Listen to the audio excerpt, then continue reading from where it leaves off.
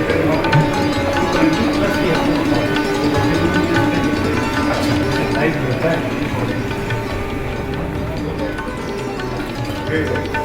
morning, everyone. Wake up.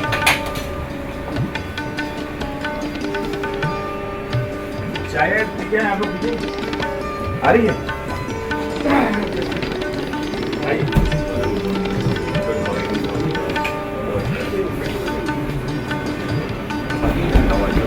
चाय coffee? हाँ।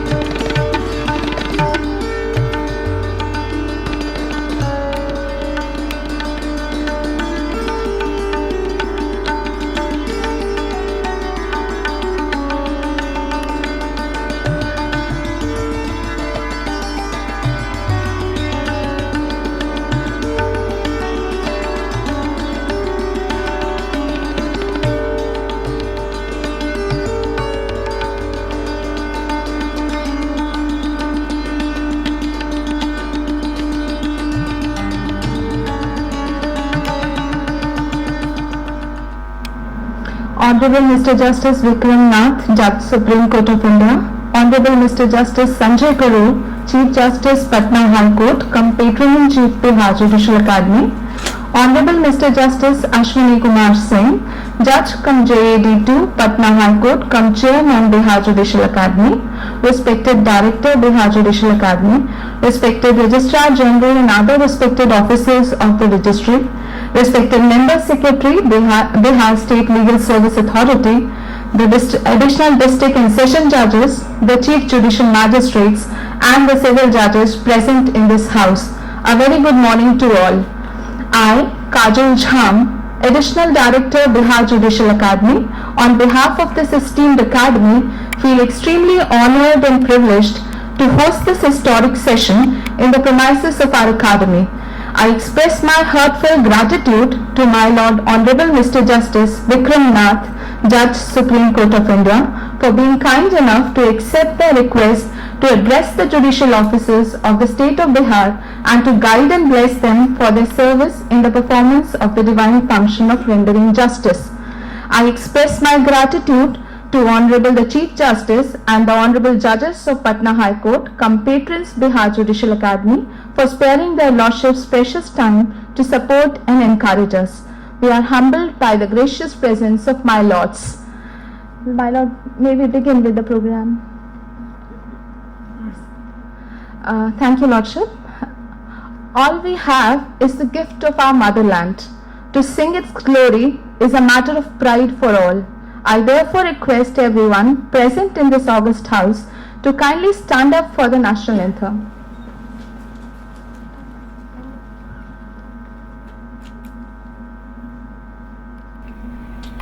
जनगण मन अधिनायक जय हे भारत भाग्य विधाता पंजाब सिंध गुजरात मराठा द्राविड उत्कल गंगा विंध्य हिमाचल यमुना गंगा उच्चल जलधि तरंगा तब शुभ नामे जागे तब शुभ आशीष मांगे गाहे तब जय गाथा जन गण मंगल दायक जय हे भारत भाग्य विधाता जय हे जय हे जय हे जय जय जय जय हे। Thank you all. Light is a harbinger of divine blessings. To evoke the divine goodwill and to make this occasion a blessed one, I, with utmost reverence and regard, most humbly pray the honorable judges present on the dais to formally mark the beginning of the event by traditional lighting the lamp with their lordships' auspicious hands. I request you to announce one lady judicial officer, one male judicial officer of the badge, please. I request one lady judicial officer and one male judicial officer to kindly come on the dais and assist the lordship in lighting the lamp.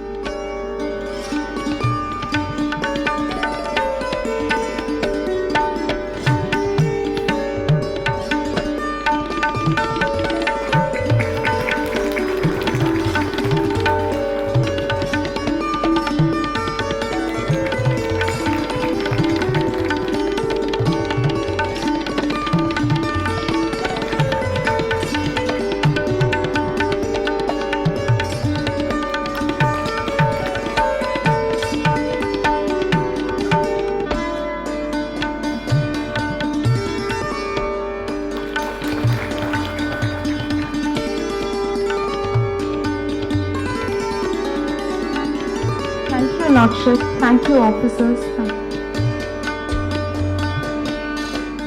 Now I request Shri Rakesh Malviya, respected Director, Bihar Judicial Academy, to felicitate the Honorable Chief Guest, Honorable Mr. Justice Vikram Nath, Judge Supreme Court of India, by presenting a bouquet and a memento.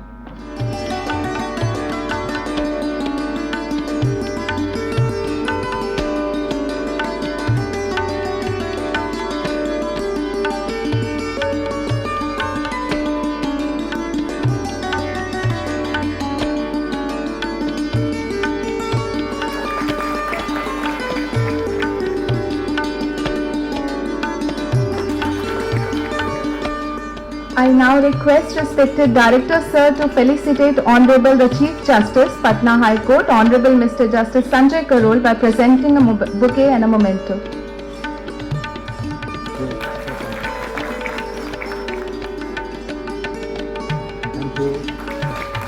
Respected Director Sir is now requested to felicitate Honorable the Chairman, Bihar Judicial Academy, Honorable Mr. Justice Ashwini Kumar Singh, Judge cum JAD2, Patna High Court, by presenting a bouquet and a memento.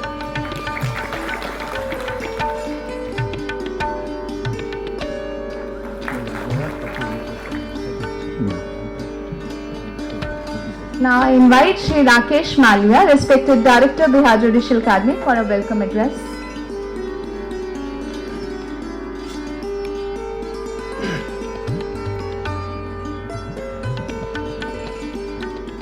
Thank you, Kajal.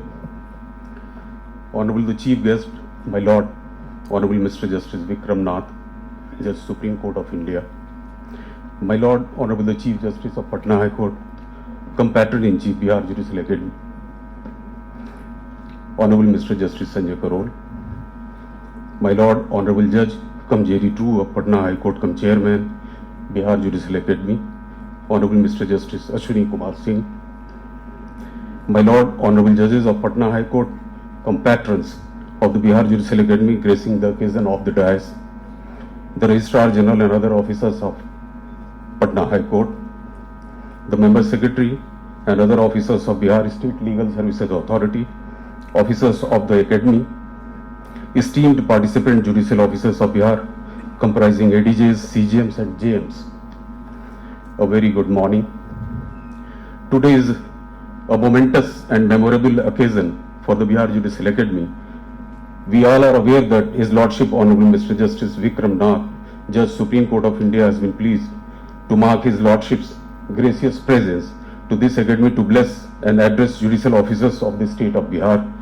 It's my fortunate privilege on behalf of the Bihar Judicial Academy to extend a very cordial welcome to His Lordship Honorable Mr. Justice Vikram Nath, Judge Supreme Court of India.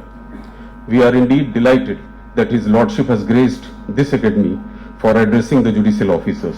My Lord, we are inquisitively looking forward for the illuminating words of His Lordship. I have honor to extend my heartfelt welcome to my Lord, Honorable Mr. Justice Sanjay Karol, Honorable the Chief Justice of Patna High Court, Compatriot-in-Chief of this Academy. My Lord has always been kind enough to invite the luminaries to extend best exposure to the judicial officers of the state of Bihar.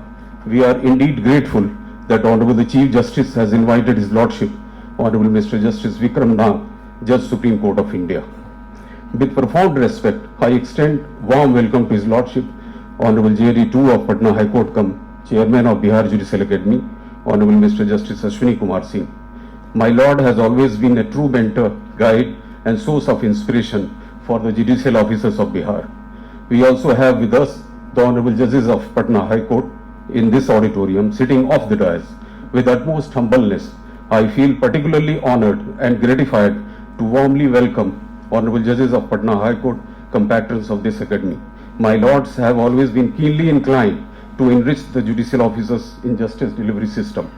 I also welcome the Registrar General and other officers of Patna High Court, as well as the Member Secretary and other officers of Bihar State Legal Services Authority.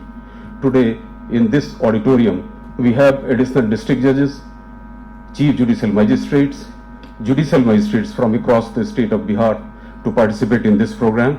I delightfully welcome all of them. On this historic moment, with utmost humility, I would take pride to mention that His Lordship Honorable Mr. Justice Vikram Nath has graduated in science in the year 1983 and in law in the year 1986 from Lucknow University. My Lord was enrolled as an advocate on 30th March 1987 and have practiced in Allahabad High Court. Lordship was elevated as additional judge of Allahabad High Court on 24th September 2004 and took oath as permanent judge on 27th February 2006. His Lordship was elevated as the Chief Justice of High Court of Gujarat on 10th September 2019. My Lord has been elevated as Judge of Supreme Court of India on 31st August 2021. My Lord has been part of several recent decisions of Honorable Supreme Court of India. One of such decisions is Miss P versus State of Uttarakhand and another, which deserves a mention for the judicial officers. It is related to Section 220 of the CRPC in the context of principle of double jeopardy enshrined in Article 20, Clause 2 of the Constitution of India and Section 300 of the CRPC. In this decision, it has been reiterated that whether two or more acts constitute the same transaction, the purpose of being tried together under Section 220 CRPC is pure question of fact. The reasonable determination of the same would, however, depend on the elements like proximity of time, unity or proximity of place, continuity of action and purpose or design. I may also be permitted to mention that in a case Kattu Kandi Idathil Krishnan versus Kattu Kandi Idathil Valsan, decided on 13th June 2022, it has been held by Honorable Supreme Court that the trial court dealing with partition suits to proceed suo motu with the case soon after passing the preliminary decree without requiring initiation of any separate proceeding. And my lord was part of this bench of Honorable Supreme Court. I may also be permitted to mention that as Chief Justice of Gujarat High Court, my lord Honorable Mr. Justice Vikram Nath had introduced unique new system that can be used to track the latest development of the case called as email my case status, keeping litigants and lawyers in mind. My lord, this academy has its motto inscribed in its logo in Sanskrit as Tamso Ma Jyotirgamaya, which means lead us from darkness to the light. We believe that the address of my lord will certainly lead us to light. Lastly, I once again express my heartfelt welcome to His Lordship, Honorable Mr. Justice Vikram Nath, Judge, Supreme Court of India, for coming to this academy to guide and enlighten the judicial officers. I believe that the judicial officers of the state of Bihar will be immensely benefited from the guidance and enlightening words of His Lordship. Thank you very much. I now invite Honorable Mr. Justice Ashwini Kumar Singh, Honorable the Chairman, Bihar Judicial Academy, to address the distinguished gathering. Honorable Justice Vikram Nath, Judge Supreme Court of India, Honorable Justice Sanjay Karol, Chief Justice Patna High Court, Compatron-in-Chief of Bihar Judicial Academy, my esteemed brother judges, Director Bihar Judicial Academy, the in-charge Registrar General Patna High Court, the officers posted in the Directorate, the learned judicial officers of the state of Bihar, distinguished guests, ladies and gentlemen, a very good morning to all. First of all, I want to thank Honorable Justice Vikram Nath for readily accepting the invitation and taking out his precious time to visit Bihar Judicial Academy and to address the judicial officers of the state of Bihar. Being the chairman of the Bihar Judicial Academy, I am feeling proud to be present here along with my brother judges to be part of this historic event. Justice Nath's journey in the field of law, starting from Sia College, Lucknow University, to the bench of the Apex Court, is indeed inspiring, and I am sure his words of wisdom will benefit all of us present here. It is a matter of further pride to be present alongside a judge for whom the truth is the highest dharma, the judge who has assured the young couples performing their inter-religion marriage to be fearless from the state's action for the reason that he is there to uphold the constitutional value of secularism and to protect their fundamental rights. At this juncture, when the institution of judiciary is admittedly under constant attack, the presence of Justice Nath at the bench of the highest court of the country is very reassuring. During his tenure of 16 years at the bench, His Lordship has delivered several orders and judgments. It is Justice Nath who, in the case of CBI versus Master Volu and another, clarified the law laid down for the Children Court and the principal magistrates. Dealing with the cases of juveniles in conflict with law and alleged to have committed heinous offence, and held that the mental ability to commit the crime is not the same as the ability to understand the consequences of the crime. That in order to comply with the mandate of Section 15(1) of the Juvenile Justice Care and Protection of Children Act 2015, an independent assessment of the ability to understand the consequences of the alleged act is important, and while determining the capability, the services of psychologist, psychosocial worker, other expert is mandatorily required. While I was going through this judgment of Justice Nath, I was reminded of what Alexander Hamilton said, and I quote, "The judiciary has no influence over either the sword or the purse, no direction either of strength or of the wealth of the society, and can take no active resolution whatever. It may truly be said to have neither force nor will, but merely judgment. It is through our judgments only that we judges speak, and Honorable Justice Nath spoke very effectively when he, in the case, observed the need for the central government and the national and the state commission for protection of child rights to issue guidelines, directions which may assist the board in making preliminary assessment. Though Honorable Justice Nath has several judgments to his credit, I felt the need to mention this case just to bring home the point to the judicial officers listening to me today that the power of the judicial officer is in his pain, and this pain is to be used for the right purpose. The purpose that a judicial officer is supposed to fulfill is to decide cases in an impartial manner and without being influenced by any prejudice. The cases should be decided only by analyzing the evidence produced on the record and in the light of the spirit of the Constitution and the law involved. I do understand that judges, being human, do have their subjective sense of right and wrong, and it does vary from one judge to the other judge. But at the same time, I want to add that if the cases are decided under the influence of the prejudices working in the mind, then it would create arbitrariness and the judiciary would lose the source of its strength, that is the public confidence. Independence and objectivity are two most important prerequisites for an effective judicial function. A judge is required to uphold and exemplify judicial independence in both its individual and institutional aspects. As defined by Justice S. Rajendra Babu, objectivity is the capability of looking at oneself from outside and of analyzing, criticizing, and controlling oneself. The objectivity that is required of a judge is difficult to attain, for even when we look at ourselves from outside, we do so with our own eyes. Public confidence can therefore be ensured. Being at the bench of the High Court, I have had the occasion to go through the judgments passed by judicial officers of the state. I am talking especially about the criminal side.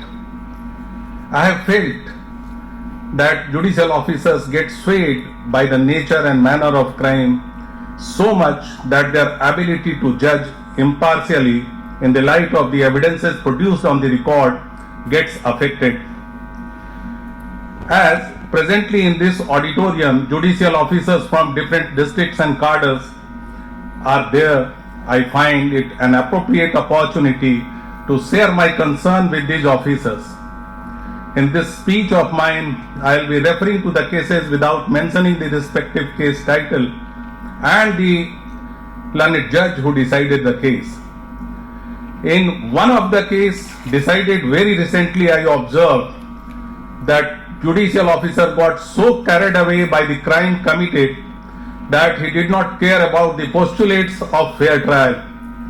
Without providing proper opportunity to the accused to go through the case against him, in the name of providing justice to the victim, the judge concerned examined the prosecution witnesses on the very day the documents were supplied to the accused. The prayer for adjournment for leading defense evidence was denied, citing it to be an attempt to delay the trial, and within 4 days the case was decided. The haste in which the case was decided for the sake of delivering justice to the victim, flouting the postulates of fair trial, can point to no other conclusion but one, that the judge moved with a prejudiced mind. Even before the trial got concluded, he believed that the accused person produced before him is guilty, and that being a judge, his duty is to convict the accused as soon as possible, for that would be delivering justice to the victim. Here I want to convey the message that the duty of a judge is not to somehow convict the accused brought on book before him. The duty is to find out whether the person brought on record is actually guilty or not. And this exercise is to be done without any prejudice for or against any party to the case. No doubt this exercise is to be done without unnecessary delay, but in no case should the postulates of fair trial be compromised. In another similar case, where the plea of juvenility was taken, after the pronouncement of judgment, the court rejected the application on the ground that the accused, though admitted that he had studied in a village school up to class 2, did not submit any certificate from the school disclosing his date of birth during the trial. The claim was made for the first time after he was held guilty of the charges framed against him. Being prejudiced by the conviction of the accused, the judge concerned rejected the application without even calculating the age of the accused on the date of the commission of the crime, thereby blatantly ignoring the mandate of law. Another area that I want to mention today is a very common mistake that I found is being committed by most of the judicial officers while deciding the appropriate sentence. Though I agree that the judges here have a wide discretion and the proper guidelines have not been laid down for the exercise of their discretion, yet awarding death penalty to all the accused allegedly involved in the crime without even examining their individual roles and without even considering the possibility of reformation or other mitigating factors existing in their favor is another area of concern which deserves mention. Law mandates that a copy of the incriminating material should be supplied to the accused so that he can prepare the defense properly, and an opportunity must also be granted to the accused to personally explain those incriminating material. But I found in many cases the incriminating material like FSL report, etc. are being exhibited without being properly tendered and without ensuring a copy of it being supplied to the accused. Moreover, when the accused is examined under section 313 CRPC, no question with respect to the existence of the report is asked from the accused.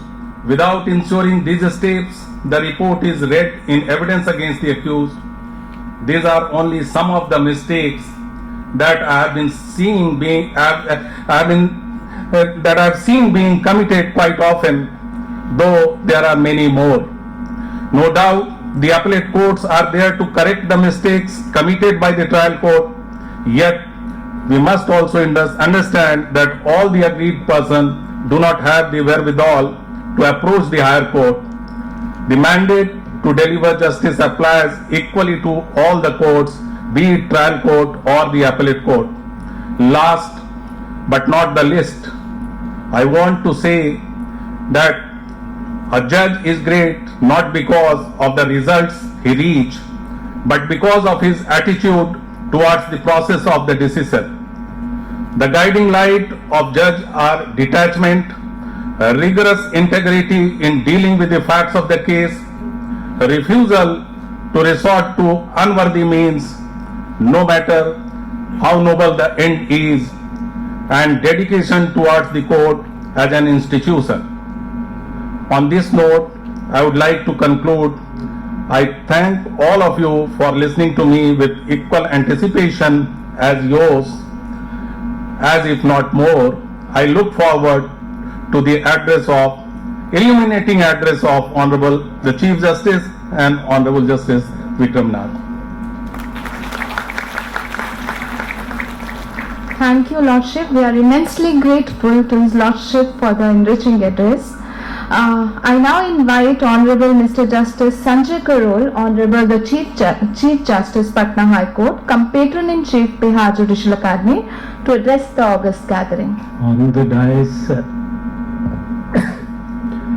Honorable Mr. Justice Vikram Naji, my esteemed colleague, Honorable Mr. Justice Ashwini Singh, JD2.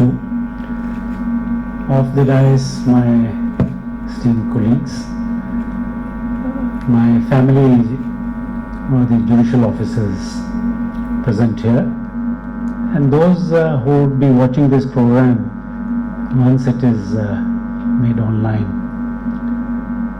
Ladies and gentlemen, a very good morning to all of you, please. To begin with, I must thank the Honorable Judge, dignitary, who has taken time to visit Patna, and I'm sure we are going to be benefited by his erudite views. As my esteemed colleague, Honorable Justice Ashwini Singh mentioned, that we have been wizened by his judgments, but to see him in person and address us is going to be heartening, apart from being enlightening. I thank you very much, sir, for being here with us. My esteemed colleagues, I must tell you that the moment I wrote to him and spoke with him, instantly the Honorable Judge said yes, he is more than willing to come to Patna, and immediately we see that he is here. My esteemed colleague, Honorable Justice Ashwini, has mentioned about my Lord's judgments on the judicial side. But let me tell you that most of us, those who know him personally, would endorse the view which I expressed, that the Honorable Judge is very kind-hearted indeed. He's worked very hard, not only to ensure that justice is delivered, but also ensure that every one bit which is there in the Constitution is implemented effectively in its letter and spirit, so as to uphold the Constitution values, reach out to the people, the last person, that is the litigant for whom we all are here. I really do not know that how does His Lordship take out time to maintain himself despite his busy schedule. But with each passing day, as one of the Honorable Judges mentioned yesterday, that he continues to look younger and younger as the day passes. I would request Your Lordship to share that secret with us, so that we can emulate you on very many things which you have done in the past, and especially in the field of information and technology. He is a harbinger of social change and social accountability. These are his personal attributes. A very simple person, a very honest person, very upright person, and always looking forward to help. Not only help, but he has one philosophy in mind, that is ease of business, and business with ease. And we saw that yesterday, that how he put all of us at ease, and he freely interacted with each one of us, be it the baby of the judge, the High Court of Patna, or the Chief Justice. Thank you very much, sir, for putting us at ease in that, sir. Having said that, may I now say a few words of what, sir, all of us here together as a family have done in Patna. We, sir, in 2019, all of us, some of us have retired, some of us are still here. We took a pledge that we are going to make Patna High Court and the judiciary of Bihar as number one in the country. How would we do that? And for that we adopted 5 principles or mantras, and that is one, that are you comfortable, sir? And that is one, we absolutely isolate and insulate as an institution from outside influences. 1. 2, that we let our work speak for ourselves. And in fact, we have maintained so much of silence that we have stopped speaking now. We would want you to speak for us now. I would say that. And the third was that there has to be absolute transparency and independency in our thought and action and deeds. And above all, what we reminded ourselves each day was ingrained in Article 51AJ of the Constitution of India, that is to strive towards excellence in all spheres of individual and collective activity, so that the nation constantly rises to higher levels of endeavor and achievements. It is with these ideals that and defined goals and principles that we started working as a team. 2 years to more than 2.5 years has passed by, sir, and I find that surely you would endorse that, sir, as you would see us, each one of us, that we have been able to come a long way in fulfilling that aspirations and ambitions. May I also tell you, inform your Lordship, sir, that this place, Bihar Judicial Academy, and thanks to my former colleagues, Honorable Justice Dinesh, Honorable Justice Pandey, and the present Chairman, Honorable Justice Ashwini, that this place has really become very, very vibrant. And we can see with your presence the whole air being filled with invigorating us in every sense of the matter. Sir, I take pride in informing you that it was in January 2020 and in November 2020 that we have had 2 Nobel laureates visit us and guide us.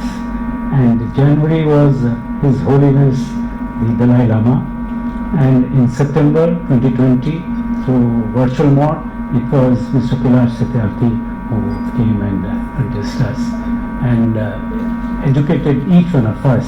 As I have always been saying, that each passing day, each moment is an education for us, and we are in this profession of service, and we continue to educate ourselves with each passing day. And those gentlemen who came, 9 honorable judges from the Honorable Supreme Court came here, others got digitally connected and guided us, educated us. My esteemed colleague has made sure that the Judicial Academy works 24/7, and that is the principle we have adopted on the judicial side and all, in fact, be it Balsa, be it all institutions of justice delivery system. We have courses both for the staff, we have courses for the teachers, for the members of the justice delivery system, and everyone. So 24/7 this place is functions, it's become a vibrant, sir. Thank you, sir. So COVID set in, little bit I must say that we emulated you, not copycat and paste.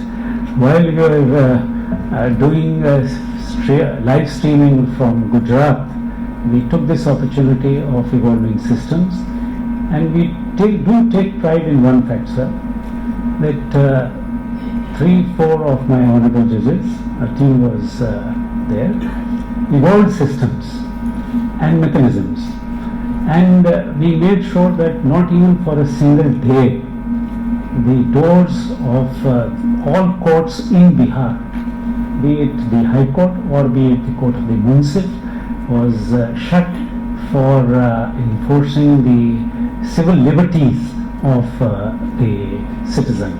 And since then we have come a long way. Now, as I was displaying it to you, sir, that today everything is transparent. We are the only court in the country where Patna High Court has all filing is by e-filing, and right from the stage, Honorable Justice Chakradhari, Honorable Justice Mohit, Honorable Justice Madhuresh have ensured that whatever we do, right from the stage of filing till the date of pronouncement of order, every step is there on the website. So the litigant is informed, there's transparency, you cannot meddle, and day-to-day function is made known to us. So public knows what we have done, sir. Having said that, it is not only in reference to the functioning of the courts, but also during the time of pandemic and more so thereafter, we have made sure that the logo of Balsa, Justice, Access for Justice to All, has been implemented in letter and spirit.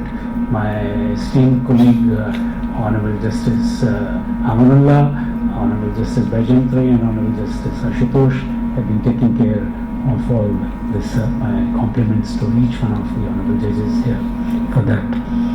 Judicial officers, we are a mixed bag today. Those who have been here in service for quite some time, those who have just been recently inducted, and those who are from the 30th batch. As I have always been requesting you, informing you that we have joined this profession for a cause. We are not government servants. I have always maintained, and I have said so, that as an institution we have a role to play in democracy. We are stakeholders in democracy. We are not Sarkari Babus. We are here to uphold the constitution and serve the people of this great nation. I've always also been saying that in economic development and growth, especially the judges who do handle the cases at the subordinate at the district courts, that whenever matter of commercial dispute or relating to development comes, please make sure that it is decided expeditiously so that the national growth is not hampered in any manner. I have also been saying this, that it is your act and conduct which matters, both inside court and outside court, which you have to always keep in mind. It is not only, you are a judge not only from 10 to 7, 10 to 5, but all throughout. I would also say this, that when the litigant comes to you, then he looks up to you for justice. You don't have to look down upon that man. With compassion, you have to, with zeal, exhibit your zeal in rendering justice at the earliest. Having said that, I will flag just 3-4 challenges before us, and the biggest challenge today, my esteemed colleague has referred to, that I need not dilate thereupon, is to understand, ensure that justice is delivered at the earliest, which is quick and cheap. Access to justice, as I have already said, now we have to reach out to people, make sure that those who do not have the means and the resources to be with us, we reach out to them, and then we are able to inform, appraise them of their valuable rights. And second issue is the pendency. We have, my esteemed colleagues have been repeatedly through virtual mode and physical mode have been interacting with all of you. We have to tackle the pendency. One area of when the National Grid shows the pendency is that there is error there in actual position with regard to the record in existence. The record needs to be reconciled. My request to all of you, especially the district judges who would soon be listening to us, please have that exercise undertaken immediately. Third issue is that you have to be young officers. At the district level or at the sub-division level, you have senior members of the bar. So you have to deal with them with little bit of kindness, not with authority. That is my suggestion and advice to you. We have to, bar is a part and parcel of the justice delivery system.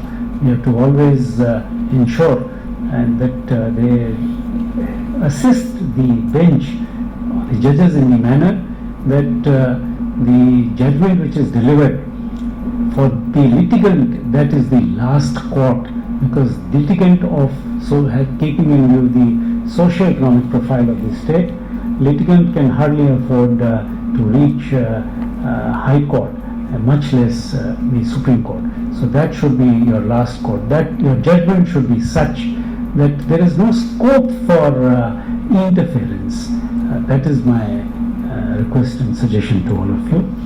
And another thing is, complacency is, which I have seen, sets in over a period of time. These are the challenges which you have to keep in mind. I wish all of you good health.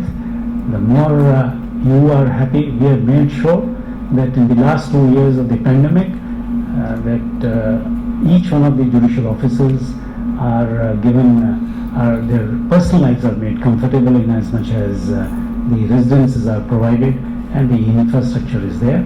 Of course, some infrastructure steps have been taken. There is a lack of human resource, which over a period of time would be taken care of. But nonetheless, I must appreciate this and acknowledge that you yourself have evolved certain systems and made sure that limitation has not come in the way. You have started writing your own judgments, you have started typing your own judgments. Now that has also increased your efficiency and efficacy. And it is perhaps for this reason I proudly proclaim that for the first time in Bihar, our CCR, case clearance ratio, has risen to 117 at the level of the High Court and more than 80 at this level. So we have come a long, long way in these last 2.5 years.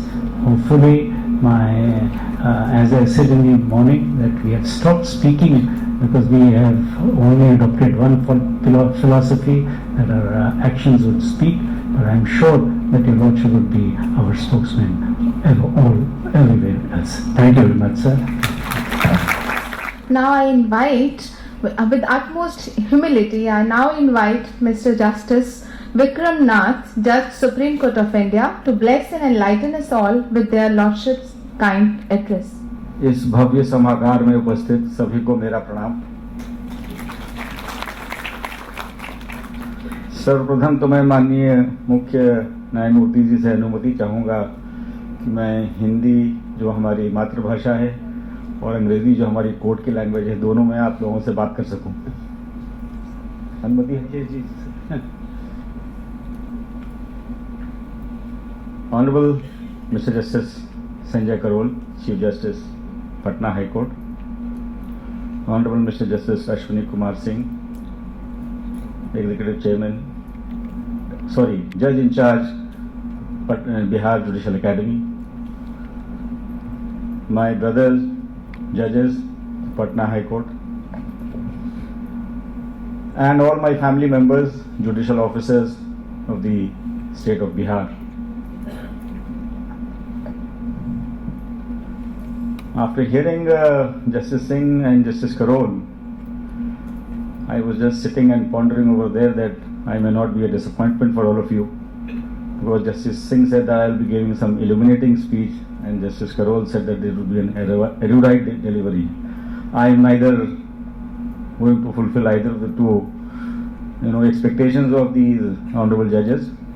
But of course, in my own way, I'll try and communicate with all of you.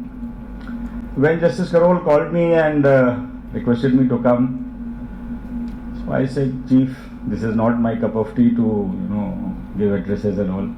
He said, no sir, you come. I said, all right, then what I will do is, I will not be speaking on a particular topic, academic or otherwise, but I would be making a general conversation with all of you of my experiences, my expectations, and how we can go ahead with our performance in the justice delivery system of this country.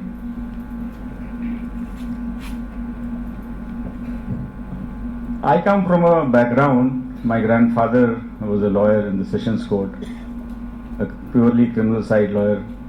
He started practicing in 1900. Then my Tauji, who was about 22 years older to my father, who was a civil side lawyer in the district court.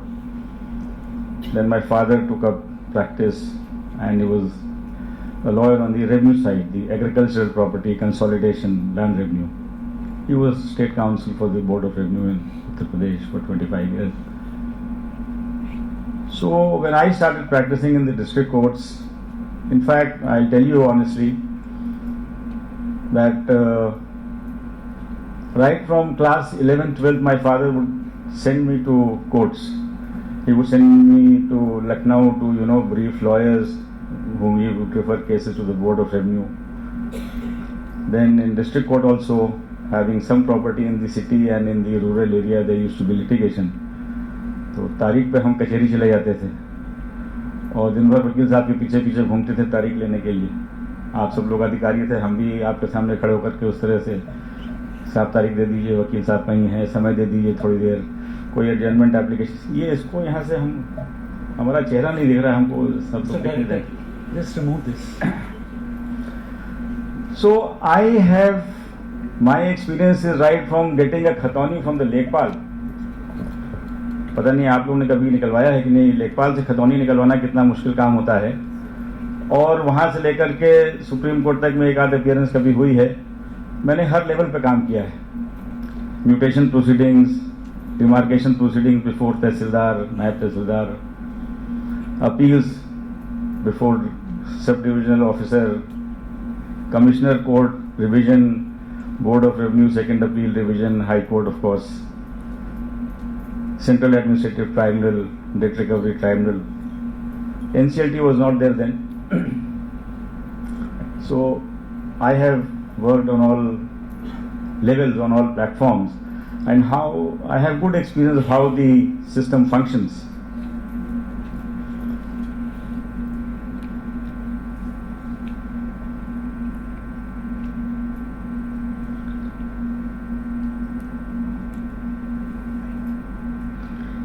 I come from a state which is quite akin to, quite identifiable and quite similar to the state where I am standing today. UP and Bihar have a lot of things in common. The systems, the working, the work culture and everything. So, and especially when I went to the High Court building last evening before having dinner with my brother judges, I was so nostalgic, so reminded of the Allahabad High Court, which has an identical pattern. The Patna High Court building is just the same as the Allahabad High Court. They have a marble hall on the first floor and the Chief Justice Court and the wide verandas, the chambers of judges on the ground floor and the courtrooms on the first floor. Exactly the same. So I can kind of, speak to all of you, the judicial officers. I am not talking to the judges of the High Court. They are, of course, they are here because of certain compulsions. But I came here to address the family members of the Bihar judiciary.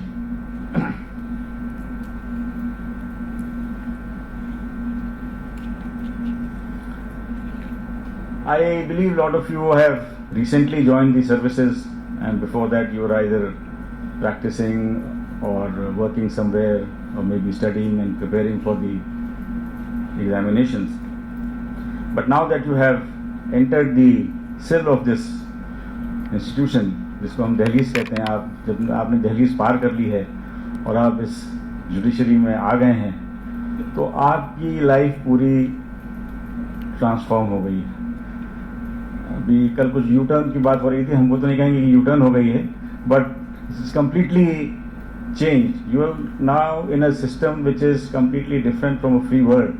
From any other profession, you cannot compare yourself and expect you can behave in the same manner, or you can act in the same manner as employees or government servants or teachers or anyone else can behave. We have a different culture, a different set of limitations and restrictions under which we have to function.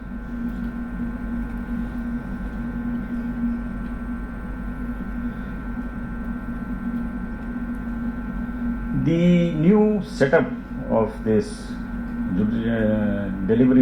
judicial justice system is a world which is very deep and very vast, where your approach has to be far more practical and realistic than merely academic. We deal with problems of people. Litigants come to us with their problems, some with correct facts, some with incorrect facts. It is for us to find out what is the truth. Recently, one judge who retired in, I think, Karnataka or Madras said both the parties know the truth. It is the judge who is, spending all the time finding out the truth. But nevertheless, we have to do that. We have taken up the job. First, I'll give you 5 points beginning with A, which is the first alphabet of our vocabulary. First thing is that the word is acquaintance. Right, just listen to me. आराम से सुनिए. हम बात करेंगे, बहुत देर तक बात करेंगे. आराम से बैठिए. आप लोगों को बीच में कहीं जाना हो तो बता दीजिए, हम 5 मिनट ब्रेक कर लेंगे. I have come all the way on request of Justice Karol, so I will take some time. But I am sure I will keep you, engaged and involved and not let you sleep. So acquaintance is, you have to be acquainted with the provisions of law, read your files, get acquainted with the facts, and never think that you are the master of law and you know everything. And every time you read a provision, you will read it in a different way. You will learn something more out of, be able to, analyze or appreciate that provision in a better way. All these senior lawyers I have heard, especially just Mr. J. Malani and Mr. Sibbil and all those names, Mr. Naim and all, every time they used to cite a provision or a question comes regarding interpretation of provision, they would read it 10 times, front and back, and find out the importance of the comma, the full stop, the word, use of word or, may, shall, whatever, how the section has been phrased. Why could this not have been put in the first part and the first part in the second part? There are reasons for that. When the legislature decides to enact, it deliberates a lot. That is what is expected and it's been done. So that's how we need to read the provision every time to deal with it. Section 302. Now, if you are not awarding death sentence, you are giving life sentence, awarding of fine is a must. So many times we get judgments where fine is not, because just things that life sentence तो दे ही दिया है, आगे क्या करना है fine they करके उसके ऊपर. But no, the provision provides that the fine should be there. Although there has been a debate on this, there are judgments on both sides which say that fine may not be mandatory, it is only directory. But nevertheless, it is there. If it is there, might as well award 100 rupees fine, 500 rupees fine, 5,000 rupees fine. If you put the fine, that issue is rested. It doesn't go any further. Otherwise, a party can come forward and say the fine has not been imposed. The second A is awareness. You have to be well abreast, updated with the development, the advancement of law, and also about its practical applications, how and where to apply it. Third is adherence.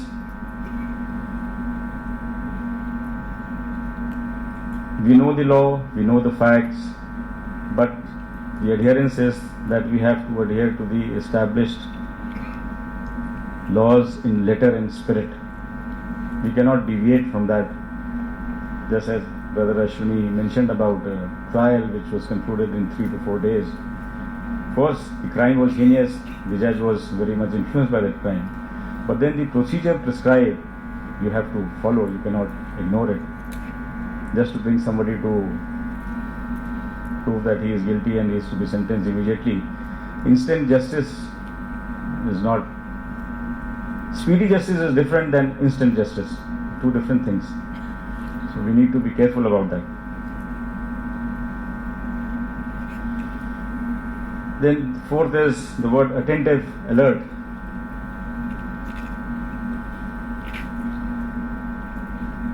Justice Karol mentioned about requesting the young officers especially, that there are senior members of the bar, you need to deal with them a little carefully. So what often happens is that these senior lawyers are very, they want to demoralize us. They will tell you a lot of things, and quite often is the statement, जितनी आपकी उम्र है उतनी तो हमारी वकालत है. हम सब लोगों ने सुना होगा कहीं कहीं पर. ताली बजाइए, कोई दिक्कत नहीं.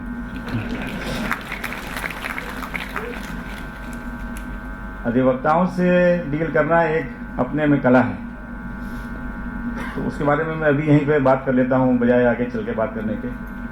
क्योंकि हम आपसे, मैंने कहा भी था चीफ साहब से कि हम आएंगे तो हम ऑफिसर्स को बताएंगे कि कोर्ट में कैसे अपना कंडक्ट करें, how to manage their court. Otherwise what happens is small things create big problems. Genesis बहुत छोटी होती है, बात बहुत बड़ी हो जाती है कभी कभी. तो अगर किसी वरिष्ठ अधिवक्ता को आपने कोई जवाब दे दिया उनको जो कि माकूल नहीं लगा, तो हो सकता है वो कुछ बात बढ़ा दें आगे. और अगर बार के प्रेसिडेंट हैं तो और बड़ी दिक्कत है. उनकी तो हर बात आपको माननी ही पड़ेगी, नहीं मानेंगे तो बहुत समस्या है. तो जब भी अगर आप डायलॉग में एंगेज कर रहे हैं किसी वकील से, वैसे तो कोई ज़रूरत नहीं है, हम अब अपनी बहस कर रहे हैं, हम अपना ऑर्डर पास कर रहे हैं, हमसे कोई मतलब नहीं है. बट अगर कभी कोई बात हो ही गई, कुछ हो गया, तो आप जवाब देने के पहले 10-20 सेकंड रुक जाइए. तुरंत अगर आपने जवाब दे दिया तो वो बात बहुत लंबी हो जाएगी और फिर पता नहीं कहाँ तक चलेगी.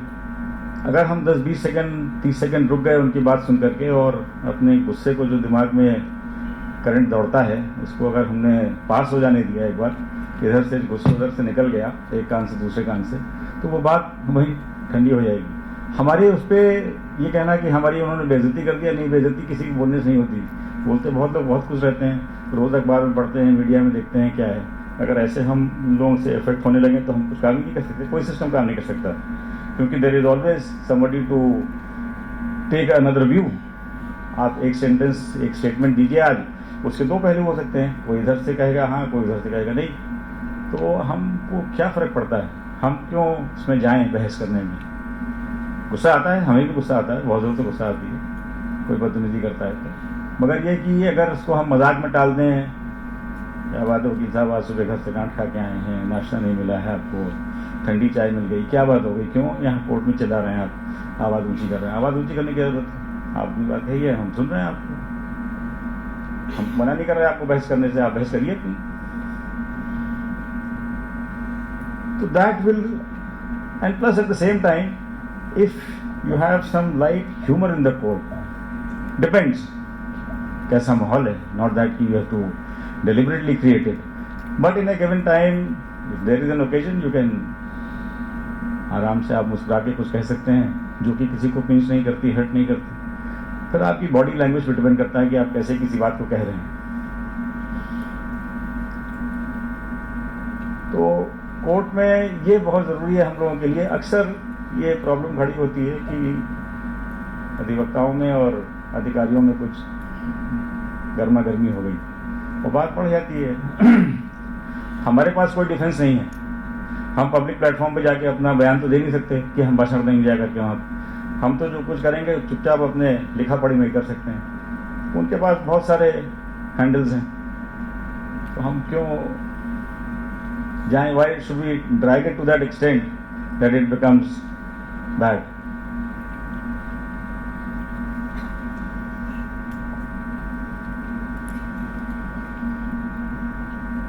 बताने की ज़रूरत नहीं है, हमारी कलम ही ताकत है और सबसे मजबूत है. ऑर्डर हमें करना है, उन्हें नहीं करना है. एक चीज़ और जो कभी कभी लगता है कि नौकरी में आने के बाद तो नौकरी मिल गई है, पक्की है, कुछ करना नहीं है, हमें और ज़्यादा करना है। अगर हम पहले 1 किलोमीटर चलते थे तो हमको 1 किलोमीटर 100 मीटर आगे चलना है। हम 1.5 किलोमीटर चलते थे तो हम 1 किलोमीटर 750 मीटर चलेंगे। That zeal to work, that drive to work, and to work that extra mile or an extra hour or maybe extra minute is very important. हम सब लोगों ने मेहनत करी होगी तभी आप लोग यहाँ आज उपस्थित हैं। हम शायद पीसीएस जे का एग्जाम देते या एजीएस देते तो शायद सक्सीड नहीं करते। आप लोगों ने बहुत मेहनत करी है, पढ़ाई करी है, 3 टियर एग्जामिनेशन पास करके आप यहाँ बैठे हुए हैं आज। एक प्रिलिमिनरी एग्जाम देते हैं, फिर एक मेंस देते हैं, फिर एक इंटरव्यू होता है, तब उसके बाद यहाँ आते हैं। तो आपने मेहनत करके जो आए हैं उतनी, उस मेहनत को नौकरी में आने के बाद कम मत करिए, ये मेरा कहने का मतलब है। और आगे बढ़िए, क्योंकि हमारे पास काम बहुत है और सब लोग देख रहे हैं कि हाँ जुडिशरी क्या कर रही है। जुडिशरी के पास कहने को जुडिशरी हमारी जो है कॉन्स्टिट्यूशन की पिलर्स में से सबसे स्ट्रॉन्गेस्ट पिलर हम कहते हैं, इंडिपेंडेंट, स्ट्रॉन्ग। हम किसी को भी खिसका सकते हैं कहीं से, हम गवर्नर को खिसका सकते हैं, हम लोकपाल को खिसका सकते हैं, हम कुछ भी कर सकते हैं। बट उस पावर को हम कब, कहाँ, कैसे इस्तेमाल करेंगे, इसके लिए हमें हमेशा सोच समझकर सही समय पर और सही मुकदमे में एक्सरसाइज करनी चाहिए। आप लोगों के पास भी बहुत वाइड पावर्स हैं as officers of the district courts. आपका भी 3 टियर लेवल है, एक जूनियर डिवीजन, एक सीनियर डिवीजन, एक एडिशनल डिस्ट्रिक्ट जज का ट्रायल कोर्ट्स हैं, अपीलेट कोर्ट्स हैं, रिविजनल कोर्ट्स हैं। जैसे समय आता है, जैसे स्टेज आती है, उस तरह से उसको हम डील करने की कोशिश करते हैं। तो मेरा कहने का मतलब सिर्फ इतना ही है कि हम जो काम करें उसको एक पाइस ड्यूटी समझ करके और with absolute conviction and integrity हमें करना चाहिए। और मैं आप लोगों से यही गुजारिश करूंगा, यही निवेदन करूंगा कि अगर आप लोग आज 8 घंटे 9 घंटे तो कोर्ट में ही काम करते हैं, उसके अलावा घर में भी काम करना पड़ता है, उसमें थोड़ा सा और कर लीजिए। समय से बैठिए, समय से लंच करिए। मैं नहीं कहता लंच टाइम में भी बैठे रहिए, वो गलत है। There is a time, court time है, उस कोर्ट टाइम को एडहेयर कीजिए और उसमें जितनी जल्दी जो हो सकता है उसको हम बढ़ाते चले आए।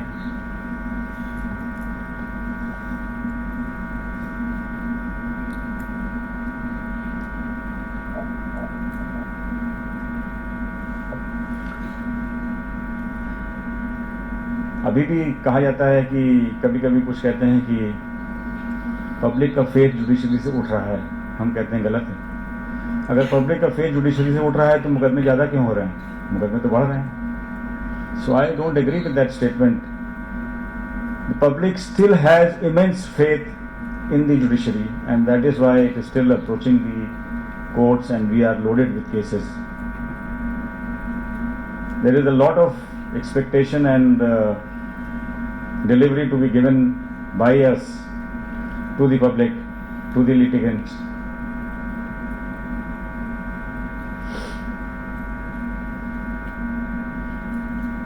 और उसी फेथ की वजह से हमें जो रिस्पेक्ट मिलती है, जो हम रिस्पेक्ट कमान करते हैं, बाहर आप निकलते हैं, स्पेशली छोटे शहरों में अगर आप देखेंगे जो जो लोग ऑफिसर्स पोस्टेड होंगे उनको कितनी इज्जत मिलती है अगर वो बाहर निकलते हैं। बड़े शहरों में तो कोई पड़ोसी को भी नहीं जानता, वो अलग बात है। बट पब्लिक अभी भी जुडिशियल ऑफिसर्स की बहुत इज्जत करती है, general public.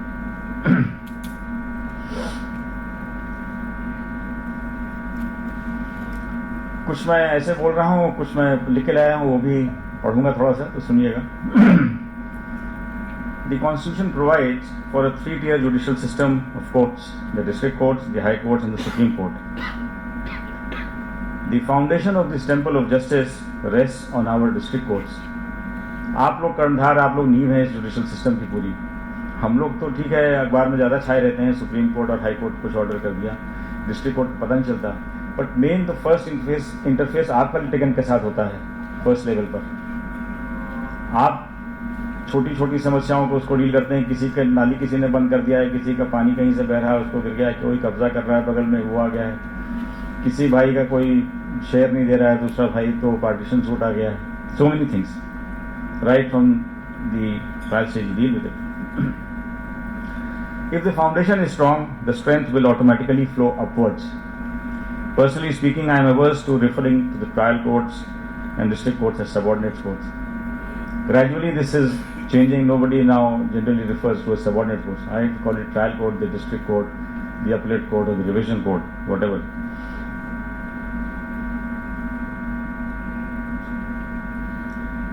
At each level, this court exercises statutory jurisdiction vested in it.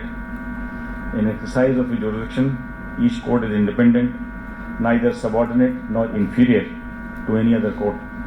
There cannot be any interference so far as the exercise of jurisdiction of each court is concerned. Your jurisdiction is your jurisdiction, nobody can interfere in it. Judicial side, appellate and revisional jurisdictions are different. But when you are exercising your jurisdiction as a trial court, as a revisional court or appellate court, you are the master of it. The first interface of the people is at the level of district judiciary. The first access point is for the common man. His experience in the alcoves of your courtrooms, the respect and dignity with which he is treated, the effective employment of technology and the speed with which justice is delivered sets up the benchmarks of the judiciary. Judiciary is for the common man, and in your hands rests its credibility, efficiency and dignity. We have a lot of difficulties in the infrastructure sometimes. The courtrooms are not up to date, not good enough for a judicial officer to sit and work. The people you deal with it every day may not be up to the mark, may not be so dignified and decent. You have to deal with all kinds. But that does not mean that we should give up our commitment to the judiciary.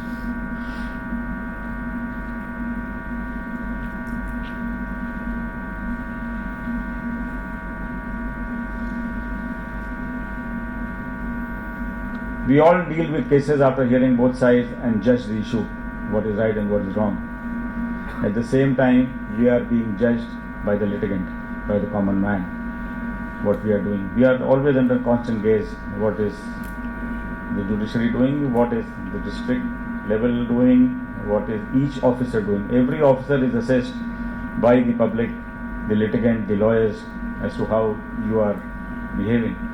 So we have to be very, very careful in our conduct, both in court and outside, as Chief Justice said.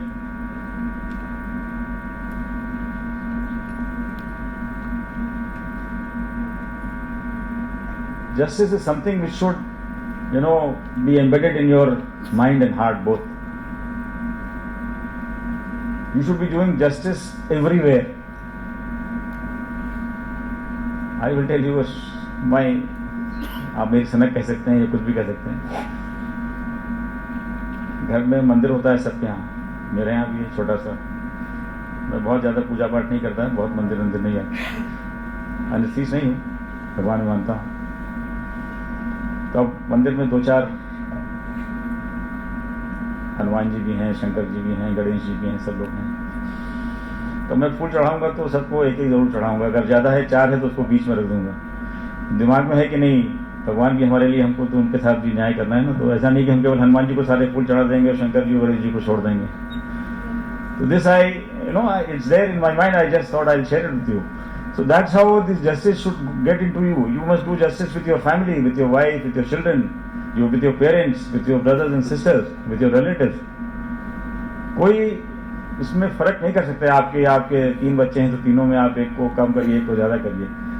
सब कहते हैं कि बड़ा मुश्किल होता है ये, but then if you practice it, you can do it. You should do justice with your staff, with your servants, with your friends. Justice should become a part of your life. And if you think that you cannot do it, then you must think twice whether you are fit or not fit for this system.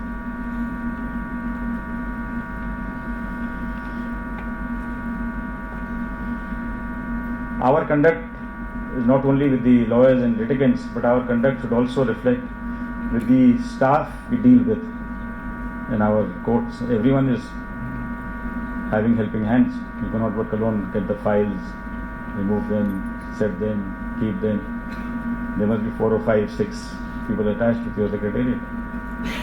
How you deal with them, our conduct has to be very, very transparent, clear and good.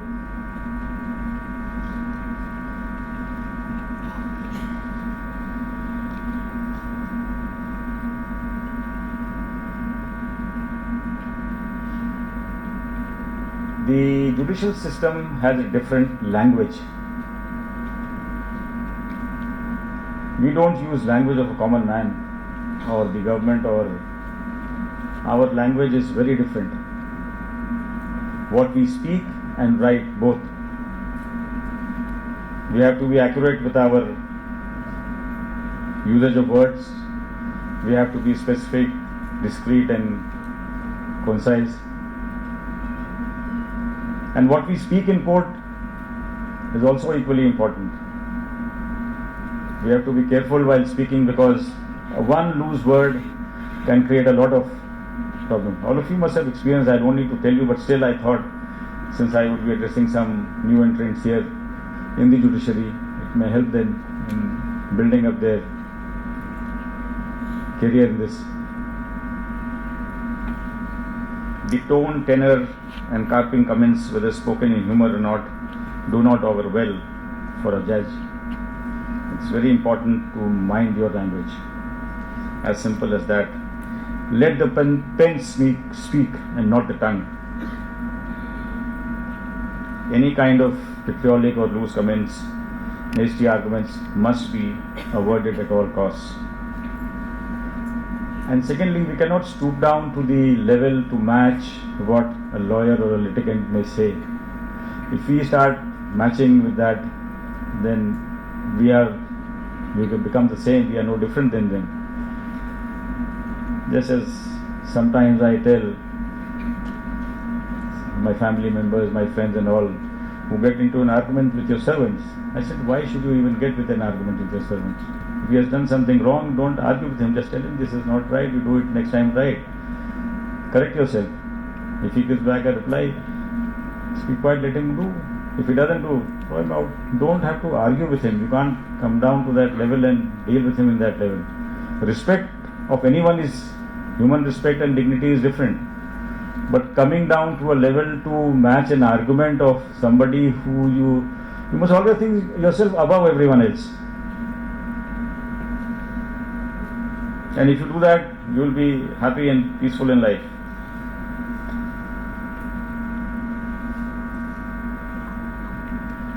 Another thing, with times to come, not only the high courts, the district courts are also going to be live streamed. So our conduct, our spoken words, our behavior in court is going to the public. As of now it is not. Still all the courts are open courts. We don't have any closed room courts except for some special cases. But it's all open. Public comes and sees, the litigants are there to watch it. So we have to be very careful for that. Sometimes underused or outdated software or programs, lack of motivation, suitable working atmosphere, no cooperation from other stakeholders, incompetent or untrained staff. But such problems are faced by almost every other institution, irrespective of the field it is working.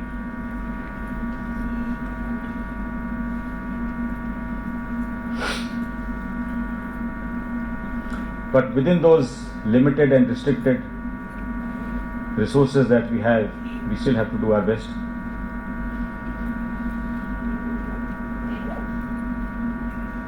And how do we do that? We keep an eye on the aim and when to use a horse blinker. Horse blinker is, you must have seen all these horses who run these ghoda, ikka tanga chalta hai. They have that cover on the side so that the horse cannot see on the sides, he only focuses in the front. So we have to remain focused on our discharge of judicial function, and for that we need to study our case thoroughly. Interaction with the litigant is also an important aspect. Order 10 Rule 2 CPC may be used by officers. I don't know how many of you use it. It's very sparingly used, but when the CPC provides that you can, where you find that the pleadings and the evidence placed on record are totally mismatched, why not get it clarified then and there and decide? It may help. I don't know the judges here who have more experience working with CPC in trial level and will be able to guide you better on some time. But Order 10 Rule 2 I find is not generally used. Is that correct? Once you read a plaint and you see the supporting evidence and you find that there is something which is completely missing, why not call upon the party and record a statement? You have that right. The court has a right to record the statement. The whole idea is to find the truth, and within the parameters provided under law you can do it. Consider someday somebody else will elaborate, somebody more experienced than me.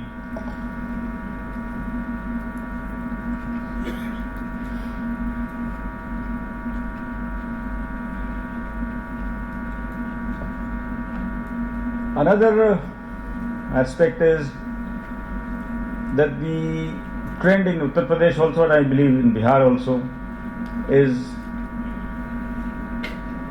not to grant ex parte injunctions or interim injunctions and maybe bails also in offences which may be deserving.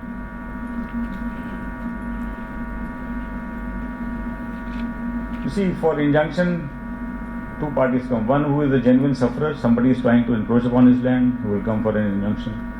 Other is a land mafia or a land shark who has taken over on the basis of some document from one of the shareholders or maybe a fraudulent forged document, who wants an injunction to injunct the true owner and then drag him into litigation. These are two kinds of general injunctions applications which come. So if you deny the genuine litigant of an injunction and that injunction is granted to that unscrupulous person, then we are doing great injustice to the society. So therefore, you have to be more liberal. Of course, you have the papers, you see. I am not saying that you do it right or wrong. You must examine the papers and see if it is a deserving case. Why should you not grant injunction?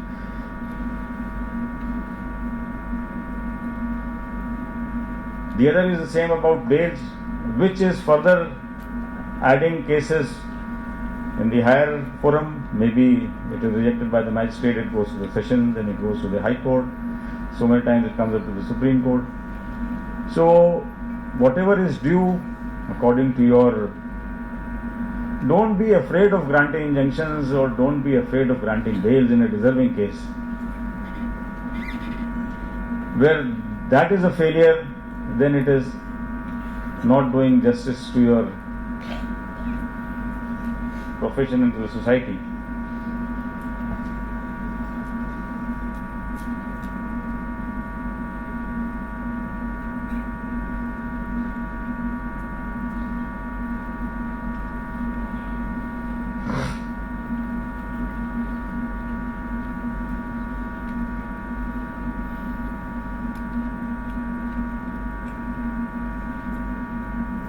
I don't know how many of you, but I'm sure all of you must be sensitive to litigants. There are unscrupulous, notorious ones, but a genuine litigant should be given that comfort or should be dealt with in a sensitive manner rather than being brushed aside and thrown out.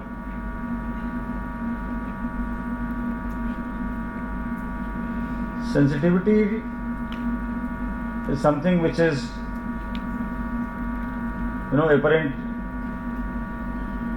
and it is best exhibited when you are sitting on the dais and you see the litigant, the lawyer, whether the litigant is being harassed by the lawyer or the lawyer is doing, a genuine service. Lawyers do a noble, they all come from a noble profession. That is what is said. But times have changed. Today we find so many unscrupulous of them who add litigation for their clients, who multiply litigation for their clients. So our job is to check it and find out if it is something like this, we can control it, curb it in whatever way we can.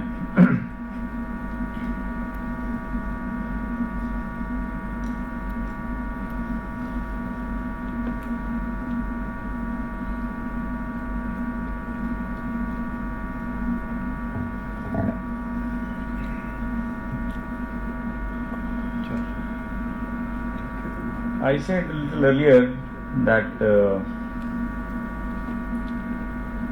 we should be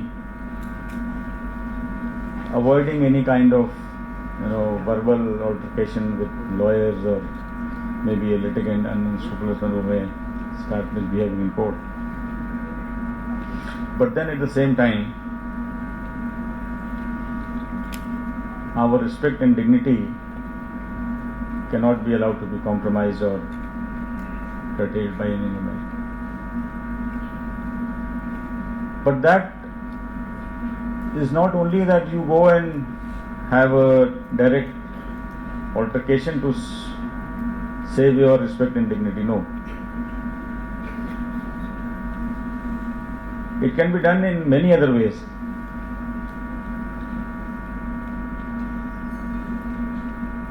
And while exercising our powers, of course, we have very wide powers. We should exercise them for the good of the public, not for any personal vengeance or anything personal to us. It should be for the larger interest.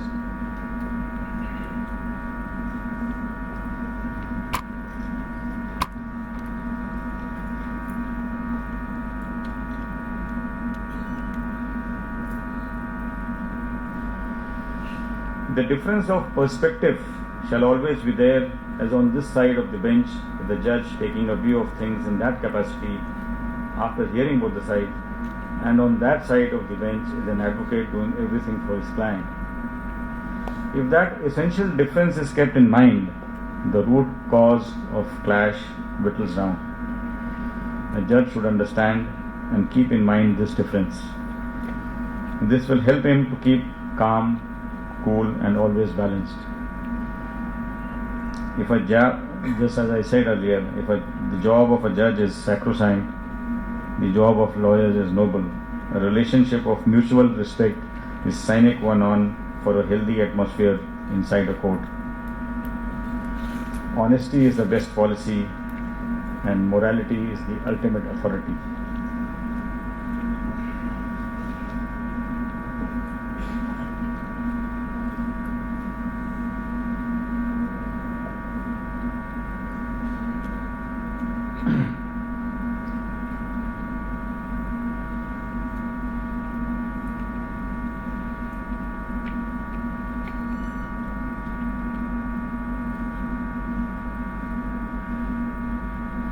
There is a quality which is generally there, but in few it may be missing, and that is what I call is humility, humbleness.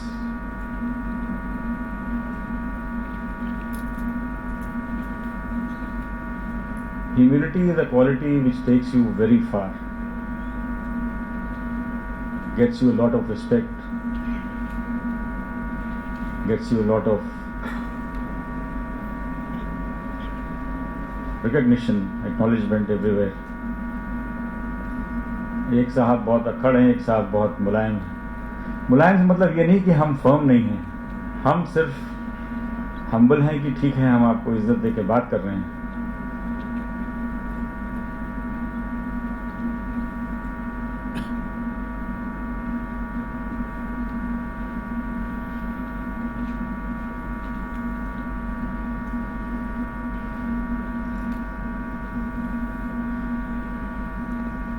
मैं एक article पढ़ रहा था coming back to injunctions.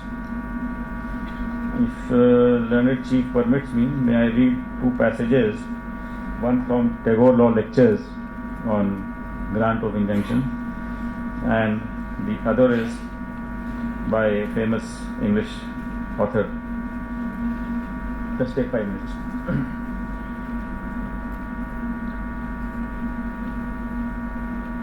This is 1906 Tagore Law Lectures.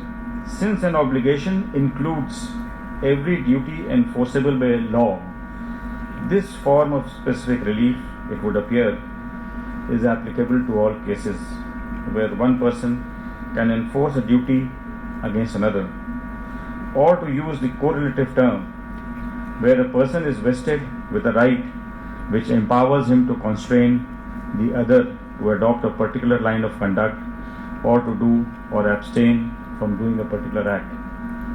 This right may or may not arise out of a contract, and the remedy of injunction by which preventive relief is granted by a court may be held to be available throughout the whole range of the law.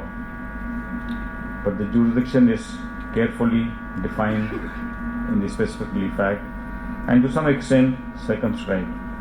Still remains, however, a vast and expansive jurisdiction and forcibly illustrates the power of equity in spite of the fetters of codification to march with the times and adjust the beneficial remedies to altered social conditions and the progressive needs of humanity. And this is by the English author. As a remedy for preventing wrongs and preserving rights, the injunction has been regarded as more flexible and adjustable to circumstances than any other process known to law. The correctness of the estimate is seen in the readiness with which injunctions yield to the convenience of the parties the case with which the damages are substituted in their place when justice and public interest so require. The facility with which a preventive and a mandatory injunction are made to cooperate so that by single exercise of equitable power an injury is both restrained and repaired, and the facility with which injunctive relief can be applied to new conditions and adjusted to the changing emergencies of modern enterprise. In this connection, it may be declared that as writ of injunction may be said to be a process capable of more modification than any other in the law. It is so malleable that it may be molded to suit the various circumstances and occasions presented to a court of equity. It is an instrument in its hands capable of various applications for the purpose of dispensing complete justice between the parties. It may be special, preliminary, temporary, or contracted. In short, it is adopted and is used by courts of equity as a process for preventing wrong between and preserving the rights of parties in controversy between them. So whereto, if a party cannot at once comply with an injunction without being put to great expense or grievous annoyance, the court may order that the injunction do not commence until after a certain stated period. Injunction should not be denied on the ground of its novelty in application, if the exigencies of the situation required it, and if it does not militate against statutory provisions. The courts should act according to justice, equity, and good conscience when there is no specific rule applicable to the circumstances of the case.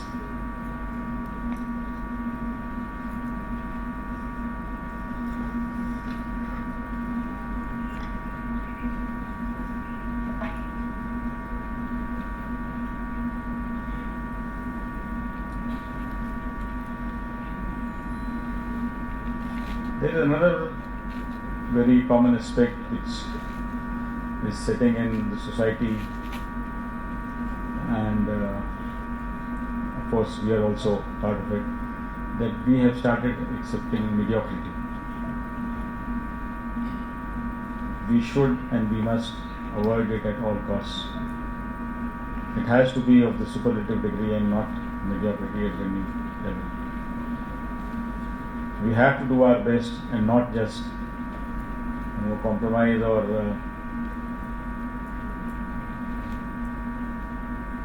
step down or lower our standard by accepting something which you yourself feel is you have to do your best. There can be no escape to that, and it would not be accepted at all. I don't have to tell all of you that honesty is the first virtue of a judge. All of you know that. You've all been here. So, one thing is mediocrity.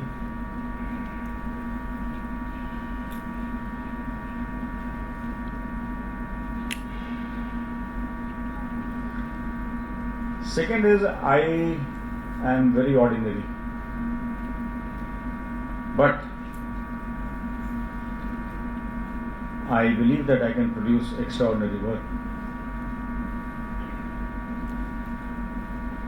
Everyone has his own capacity, his own level of intelligence, his own capacity to work, to deliver. But whatever best you can do, you must do. And you don't know what you are doing, maybe someone whom you rate better than you may be doing better than him.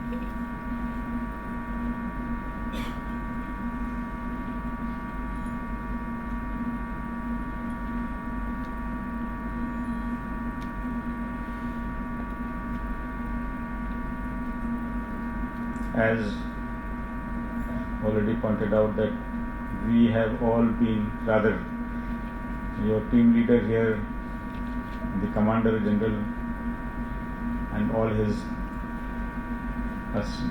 lieutenants and soldiers have been working without speaking. Only work is showing without making any noise. I think that's something wonderful. There are people who do this much and propagate this much, and there are others who do this much but speak only this much. Although what you do should be known to others. Otherwise, how would the rest of the world know what Patna High Court and the Patna State of Bihar Judiciary is doing?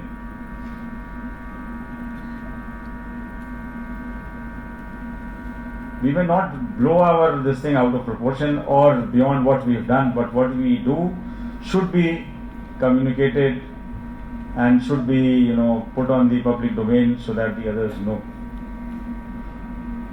I never thought like that, but then one of my Chief Justices in Allahabad, he said, we are doing wonderful work, just as Chief Justice Karol said just now. What we have done in 2.5 years during this trying time of pandemic and everything is wonderful, is amazing, commendable. So, I will not take any names or any such thing, which said ki Uttar Pradesh, Allahabad, I am talking of Allahabad, and I believe the same for Bihar judiciary also, that the judicial officers here gave the maximum output in the country. Maximum output, UP, Bihar.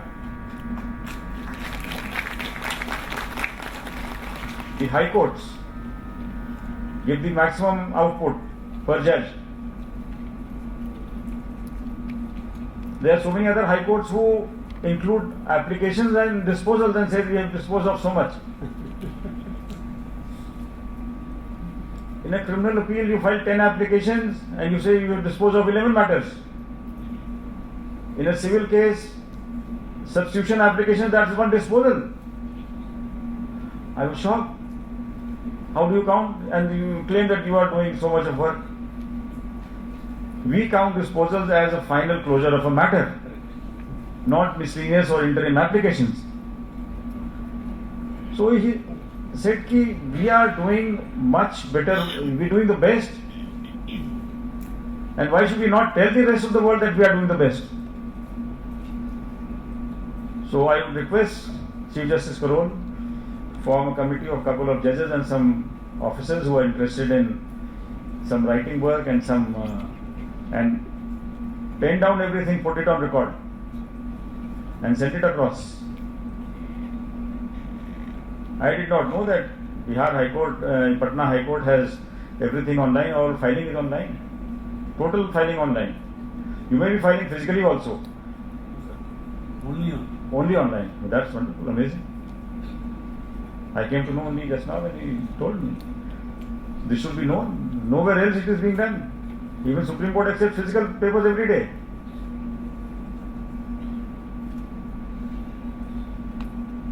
So whatever good you are doing should be shared, and good practices should always be shared with the other similar institutions so that they can also pick up.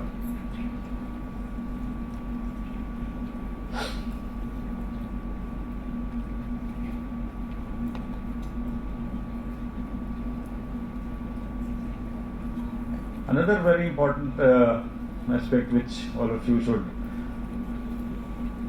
is the skill of communication. How well you can communicate with your colleagues at home, with your staff, with the lawyers and litigants is also equally important. Half the problem arises because of lack of communication. If there is no direct communication or maybe through somebody, then you have to make sure that it reaches.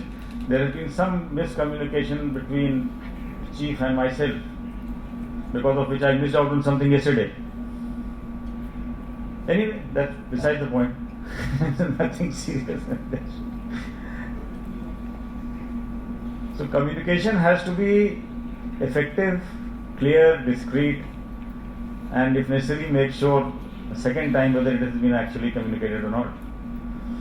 You tell your staff or your family member to get you a fresh lime soda. Now if you don't tell them that you want it salted or sugar with sweet or mixed, so he may get anything. And then you say you will not get it, there is no salt in it, there is no sugar, why have you added sugar and why you have not added salt? So your communication has to be very specific and accurate with complete details.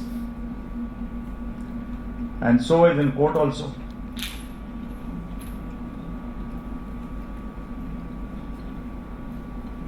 At home also. So many times I come to hear from my better half, you never told me this. I think that I have told her. And she says, no, you never told me. Everything should be, can't be repeated twice or thrice, but you think you've done it, and the other person says no. It happens. One thing more, Justice Karol said that somebody was commenting yesterday that I have started looking younger day by day. I don't know, but yes, you need to give time to yourself. Work is of course there, but you have to find time for yourself, your health, your mental state, your fitness. So he said, I must share with you, I will tell you what I do. You must always enjoy some time alone. 15 minutes, half an hour, whatever time you can get, just sit alone and think. You may have coffee, you may have tea, whatever, maybe a coconut juice or a chas. Take a glass and sip and sit alone. Nobody to disturb you. You can keep your phones away. Of course, for your physical health, you have to do some extra. Either you go for a walk, you run, you play some sports. Sports is, I think, the best exercise one can do. Gym and running and cycling and treadmill and all is no match for a sport.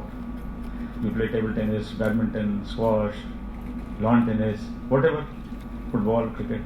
I play badminton. Maybe twice a week. In Delhi I don't get much time, but still I try to find out time with my, what's busy this thing. 1 hour. 10 minutes going, 10 minutes coming, and half an hour there.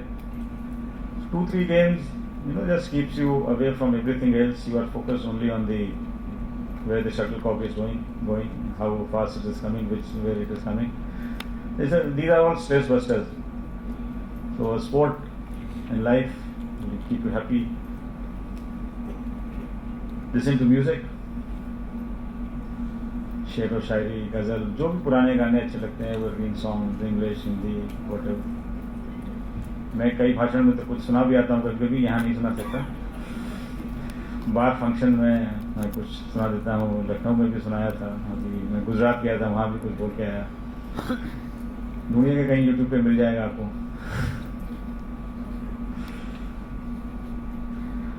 So the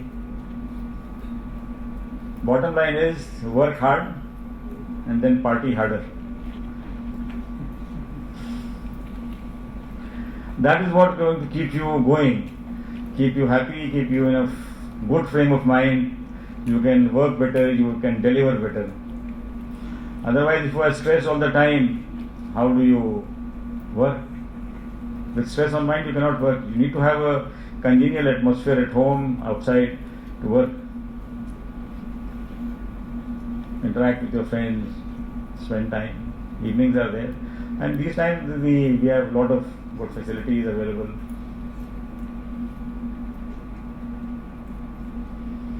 So I think we've done enough today.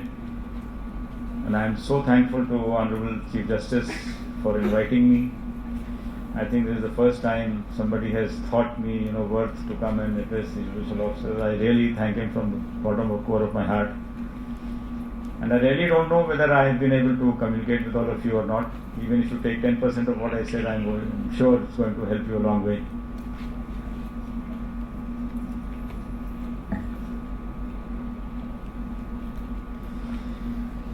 So at the end, I would just like to bless all of you.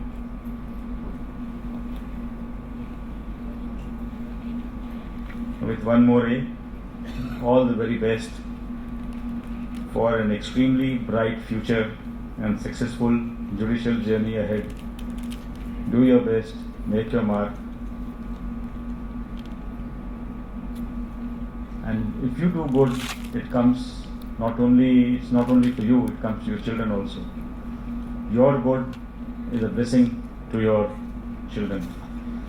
So any good that you do, I always give credit to my parents, my elders, my well-wishers for blessing me and for them doing good, for which benefit I am speaking today. Thank you. All the very best. Being a judge, justice should be part of our life, indeed. Thank you, Lordship, for guiding the judicial officers as to how to conduct themselves inside and outside the court. If my Lord permit, may we begin with the interactive session, Lordship? The participant judicial officers are now invited to address their queries and doubts to the Honorable Chief Guest. We are all here to clear any doubts, or if you have any questions, we can answer them if we know an appropriate answer. On all my brother judges, my learned Chief Justice, Justice Singh here, and the Director of the Academy, we'll all be here to help all of you. Please go ahead. Anyone has a question or a doubt in mind can always. Who is the junior most officer here? All right, if you are not coming up, let me invite each one of you, one by one. Who is the junior most officer? Stand up. I think you are one of the junior most. Which batch? Mic दीजिए उधर. Mic second. हाँ वो है.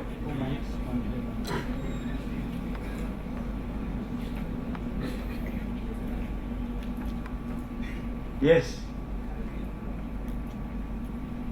Salutations, Your Lordship. Am I audible? Yes, very much.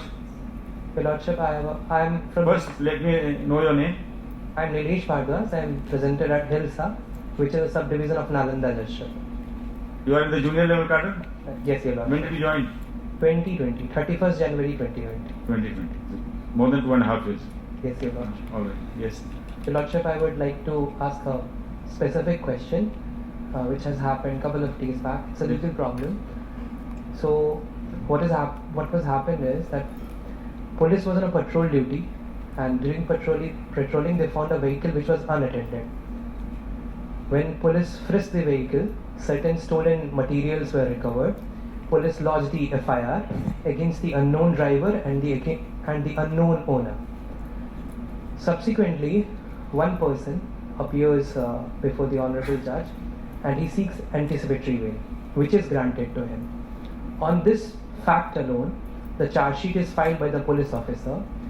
The IO says that during the course of investigation we have not been able to discover who is the owner, but since this person has surrendered and has been granted ABP, so the inevitable conclusion is that he was the owner.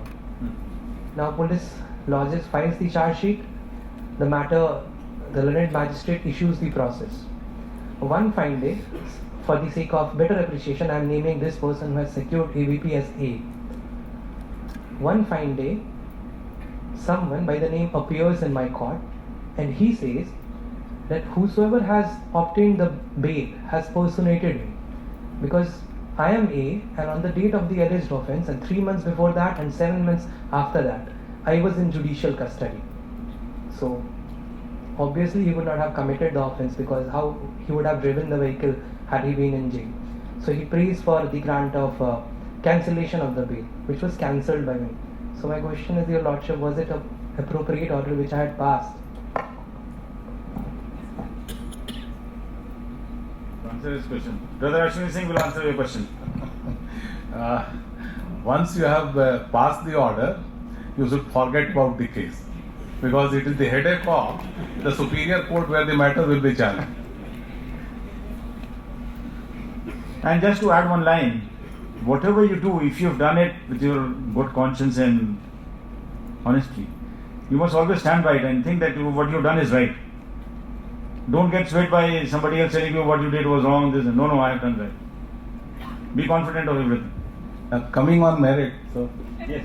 coming on merit, what I have understood from your question is that the anticipatory bail was obtained by playing fraud upon the court. And it was obtained by playing fraud upon the court. You know the well settled law that fraud vitiates everything. So even if the bail was granted by a superior court, if you have cancelled it, you have not done anything wrong. Much obliged, Your Lordship. Yes. Anyone else?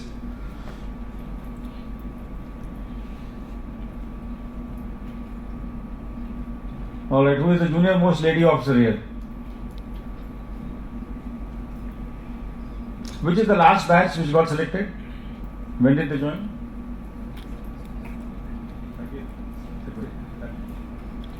Who are the officers of 30th batch? Please raise your hands. Yes, so many. Yes. Please raise your hands once again. This is the batch. This is the batch. Yes. So who is the junior most lady officer in that batch? Raise your hand. Everyone will be knowing their seniority, of course. I will not believe that you don't know your seniority. Yes, please stand. Who ranks first and who ranks last in the batch? First and last. Please raise your hand. So, yes. Please stand up. Introduce yourself. Myself Vishnu Priya. I am posted as Munsif in Patna City. Yes, sir. Yes. You have any doubts in your mind? Sir, I have very specific doubts relating to the individual records. In general, I don't have as such doubts. Very individual questions related to the records. Like I am very new to the civil field, and I am facing difficulties in petitions. Like recall petitions are being entertained at previously when I go to the history of the records. Recall petitions are very normal in civil cases. So I have generally have doubt that should recall petitions be entertained with at such frequency. Recall of what? The recall orders are being recalled in civil cases. Like the evidence was closed and then it is recalled. Again evidence is closed and then again it is recalled. Well, all that is part of the procedure. Yes. And the lawyers who wants to delay the matter will continue with these tactics. That is why you have to check, and either you, if you think that allowing it and immediately taking up that cause and finishing it, Yes. it's better. Or if you think it's a deliberate mischief, repeatedly it is being done, you may reject it.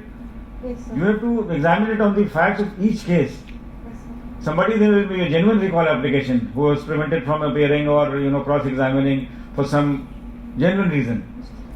and he may come with the recall application. You must consider that. Right? Some would be habitual, just trying to delay. Somebody, the plaintiff may have got an injunction, he would trying to delay the suit so that he may not. Where the defendant may not have, the plaintiff may not have got an injunction, the defendant will delay the suit, and the plaintiff is running after the court to get an injunction. He will keep on filing some applications, recall, miscellaneous application. So all that will depend upon each case. Yes, It's very difficult to find, generalized, policy or legal, judgment on that. No, everything is to be rejected or everything is to be accepted. Yes, sir. So I am currently in a very learning phase. I have just joined as a civil judge, and so. Do work with your heart and mind combined. Yes, sir. A judicial officer has to work in tandem with both. See, recently there was a statement, I had noted it, I just to read it out. Justice Chandrachud made a statement, and he said,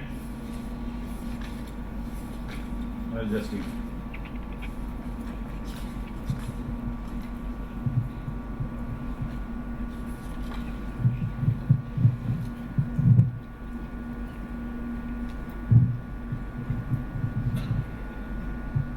What is just may not always be legal. There's a very wide meaning if you analyze it. Justice and legality. So you have to working in a combination of both. You have to see whether it is doing justice to the party or not, and whether it is legal or not. Sometimes it may be purely legal, but it may not be just. Sometimes what you find is justice may not be actually legal. So there you have to find out a balance how to do it. Correct? Yes, next. Thank you, sir. May I share at this point in time that the batch which she comes from, Yes. we had 338 who joined.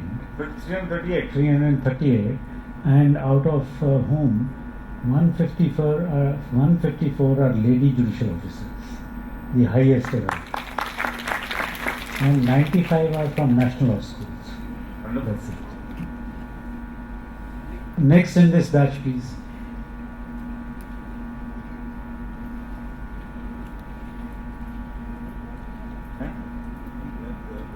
They have no questions.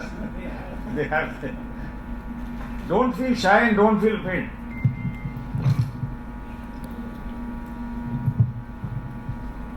Hello, Pranam, my lord. My name is Pratik Sagar. I am currently posted in Nalanda at Vihasari.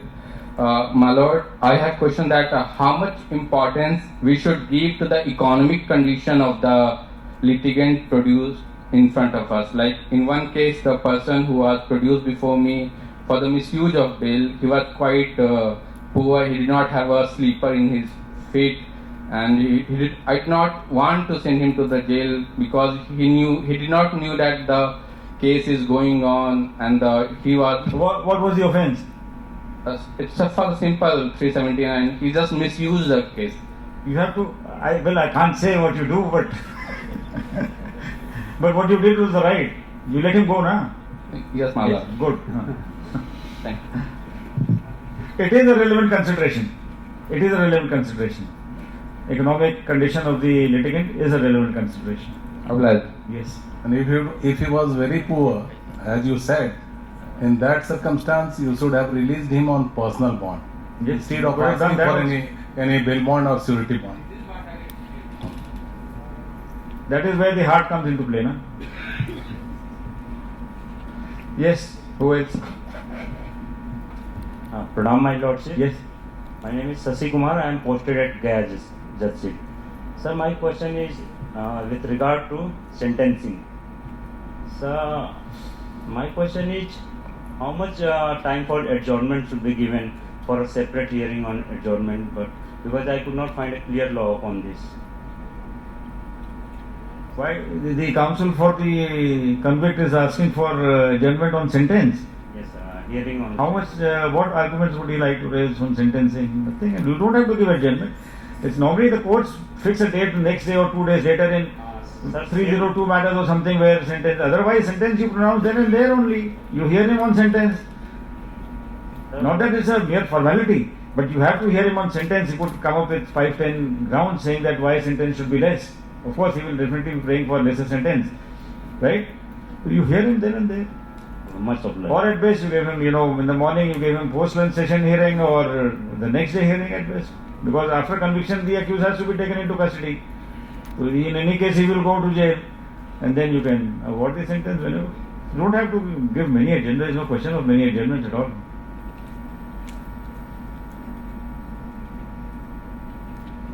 Yes.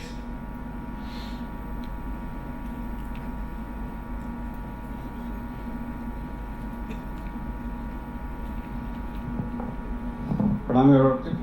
Sudesh Srivastava, posted as ADJ Bhavanpur from newly recruited ADJ. I am highly humbled to see and hear Your Lordship because I have also passed out law from CI Law College, Titapur, Lucknow, sir. Wonderful. And practiced in District Court and Board of Revenue at Lucknow, sir. My specific question, Your Lordship, is how to be kind-hearted to the senior law members of the bar who carry an image of cheating report. Yes, that's a very important question. You don't have to be kind-hearted. Your behavior should be kind to them, that's all. I am not saying be kind-hearted in your orders at all. Yes, Lordship. Being kind to them in court, आइए बाबूजी हाँ बताइए क्या बात है, उनको थोड़ी सी इज्जत दे दिया आपने. कोर्ट में बैठे हुए हैं, बाबूजी आकर के थे, हाँ मिश्रा जी क्या मामला है बताइए जरा से. अमानुल्लाह साहब क्या हुक्म है हुजूर. आप इतना आपने कह दिया तो वो अपने आप धराशायी हो गए वहीं पर. कुछ और आगे करने की जरूरत नहीं है. वो 2-4 शब्द अपनी बात करेंगे, ऑर्डर आपको लिखना है. उनसे बहस मत करिए, उनसे झंझट में मत पड़िए, जिसको हम कहते हैं वर्बल ऑल्टरकेशन आप कहते हैं ना, तो उसमें जाने की जरूरत नहीं है. सुन लीजिए उनकी बात, 2-4-5 मिनट करेंगे. अगर आप वर्बल ऑल्टरकेशन में पड़ गए तो वो 5 मिनट का काम जो करना था वो 2 घंटा खराब कर देंगे. बट काइंड उनको ऑर्डर में होने की जरूरत नहीं है, उनको कोई एक्स्ट्रा रिलीफ देने की जरूरत नहीं है. You have to be kind in grant extending relief to him. You have to be kind in your behavior. That's what I wish to communicate. So that your working is not hampered. You continue smoothly, seamlessly. आप काम करते रहिए. That's it. Thank you. Yes.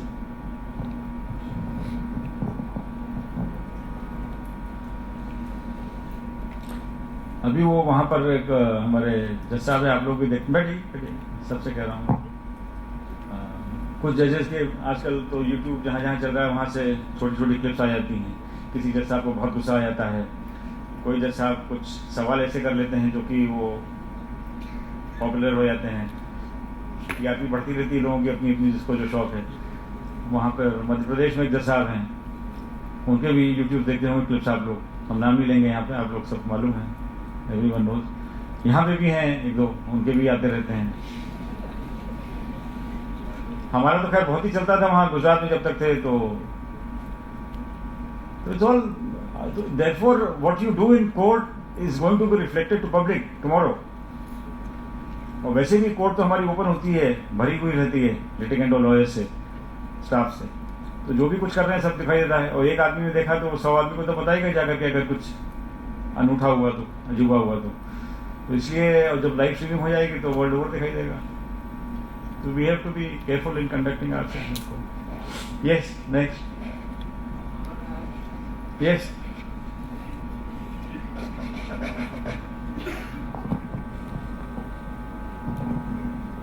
Independence of पहले अपना नाम बताइए. Avinash Kumar, ADJ. कहाँ posted हैं? सुपौल. सुपौल, बताइए. Independence of judiciary hardly exist at district level में. हम डर डर के काम करते हैं, मर मर के जीते हैं. हम आपकी बात से कुछ हद तक सहमत हो सकते हैं, मगर पूरी तरह से नहीं.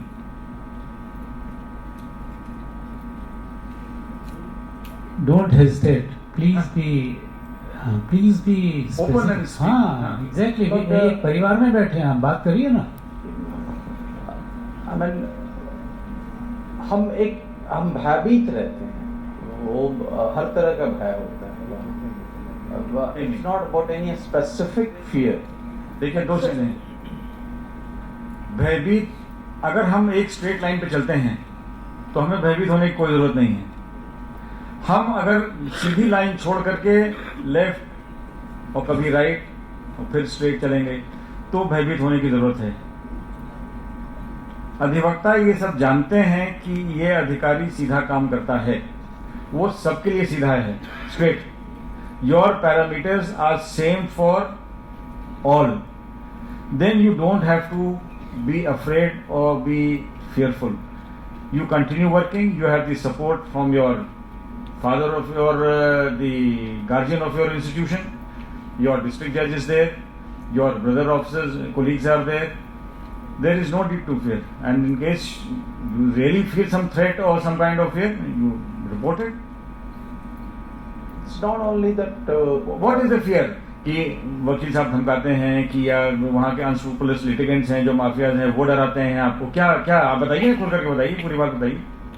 सिक्योरिटी प्रॉब्लम भी रहती है हमारा। सिक्योरिटी प्रॉब्लम की कोई प्रॉब्लम नहीं है, आप इन्फॉर्म करिए, आपको सिक्योरिटी मिलेगी। और भी एक साइकोलॉजिकल फियर भी रहता है। किस बात का साइकोलॉजिकल फियर रहता है? आप बताइए ना, आप पूरी बात क्यों नहीं कह रहे हैं, क्या कहना चाहते हैं आप? हम ये I think the real freedom is that कोई अपने मतलब if somebody wants to do what is a reasonable desire he has, that is, I think personally, that is the real freedom. A reasonable you can do according to your reasonable desire. A desire which has reason. No, it is not your desire. You are bound by four corners of law. Yeah, that's the reason. आपकी इच्छा कुछ करती है, आप अपनी इच्छा से नहीं कर सकते ना। आप तो बंधे हुए हैं उस फ्रेमवर्क में, रिकॉर्ड के साथ बंधे हुए हैं और कानून के साथ बंधे हुए हैं, दोनों चीजों से। उसके अंदर आप काम करिए और उसके अंदर आप काम करेंगे, आपको कोई डरने की जरूरत नहीं। Thank you. आपके कोई डर हो तो आप रिपोर्ट करिए यहाँ पे। आपके पोर्टफोलियो जज कौन है? इंस्पेक्टिंग जज कौन है? Supaul. Yes, my lord. I've been there only for one day, but पहले कहाँ थे आप? झंझारपुर। वहाँ के पोर्टफोलियो जज कौन है? अभी हैं मिस्टर जस्टिस एस कुमार। पहले कौन थे? Mister justice Partha Sarathi. Please bring it to the, अगर कोई भी आपको साइकोलॉजिकल प्रॉब्लम है जो लगता है तो please discuss it openly with them. शुरू से हम 2 साल से कह रहे हैं independence and integrity of the institution is prime concern. That's it. हम शुरू किए that we have isolated and insulated the institution from outside influences, both from within and from outside. आप फ्री होके बात करिए ना, डरिएगा नहीं, आपको कोई एक्शन नहीं होगा आपके खिलाफ, ठीक है? एक सवाल आपसे करते हैं हम। ऑनरेबल जज साहब ने ये कहा, in fact I am going to put it to the 30th batch, that is the brightest batch I have ever seen anywhere in the country. I've been Chief Justice of 3 High Courts. Live streaming अगर हम district courts में करें और ई filing अगर हम district courts में करें, I want to elicit your views because we have successfully been able to do it in the High Court. आप सबका क्या व्यू है इस पे थोड़ा बात करें। क्यों हम लाइव स्ट्रीमिंग शुरू बात की है? That we have an icon here who was the first one to start live streaming in the country. हमने शुरू में कहा, हमने कट कॉपी पेस्ट नहीं, एमुलेट किया है इनको, and we are the 5th in the country to do that. हम सक्सेसफुली इसको करते आए हैं। कोई हमारे खिलाफ सोशल मीडिया में लिख रहा है, हम उसके ऊपर कोई ध्यान नहीं देते हैं। लास्ट टाइम ऑनरेबल जस्टिस ओका आए तो हमने ये कहा, आपने सुना भी होगा, that we are not publicity hungry. We don't get influenced by bar and bench and live law at all. तो अखबार में क्या आ रहा है उसके ऊपर हमें ध्यान नहीं देना है। हमारी कॉन्शियस रात को नींद आती है ठीक कि नहीं, ये सोचना है बस। के लाइव स्ट्रीमिंग के बारे में please tell us what is your views, बताइए। Lord, as far as the e-filing is concerned, I'm a great supporter of e-filing. That's required at least in Bihar, my lord. It's more than required in Bihar, because when I went to the sub-divisional court, the filing was a mess. No affidavit. So you support? I support fully, my lord. What about live streaming? Live streaming will have to work on that. But, What is the views of the 30th batch? Please tell us now. I'll hand up the mic there. Sir, with your permission, sir. Oh yes, Please. That's why the session is there. I want each one of you in each one of those 5 rows from the back to get up and tell your views on live stream. Honestly. Mic दीजिएगा उधर, please. Each one of you, 6 rows from the back. आप ही शुरू कर दीजिएगा. दे दीजिएगा इनको दे दीजिएगा. हाँ. Hurriedly just tell us, just and pass on the mic to each one. Yes or no? Yes, Your Lordship. Yes, my lord, sir. Keep on passing. Yes, my lord. देखिए कोई ये क्लास नहीं है जहाँ ये ऐसे बोलना है. आपके व्यूज इलिसिट हो रहे हैं. Please. My lord, right to know is a fundamental right, so yes, my lord. Yes, your lordship. For the time being, my lord, I think no. Okay. Yes, my lord. yes, my lord. Yes, my lord, it would bring transparency in the system. You have worked. क्या platform होना चाहिए live streaming का? इस पे थोड़ा research करिए और बताइएगा. Yes, thank you. Yes, my lord. पीछे दीजिएगा. Yes, my lord. Yes, lordship, it would be a motivating factor for work. Yes. Yes, my lordship, I completely agree. Yes, my lordship, I totally agree with Why do you agree? Sir, your lordship, it would bring transparency as well as... That's what I was looking for. Thank you very much. What's your name? Shipra Kumari. Where are you from? Sir, Patna City. Where have you studied? Campus Law Center, Delhi University. Campus Law Center. Ji. You're from Bihar otherwise? Ji. Very good. Yes, my lord. Yes, my lord, definitely it should be done. Yes, my lord. Yes, my lord. Yes, my lordship. Voice vote, okay. I'm sorry, sir, it is your domain. Please, voice vote, yes. Okay, thank you. Sir, please. I'm sorry for interrupting. Yes, anyone else has a question, doubt in mind, wants some clarification, wants to make a dialogue? You don't get opportunity to talk to the Chief Justice. He's a very busy person and today he's available just because I'm sitting here. So you can ask your questions, raise your doubts and get it clarified. Or if you have a demand to raise, you can raise that also. So my name is Rajkumar Rajput. Presently I am posted at Gaya Darship, sir. The live streaming will be very much benefit for all the person, not only for the litigant, even for the judges, for the making the false allegations against the judges.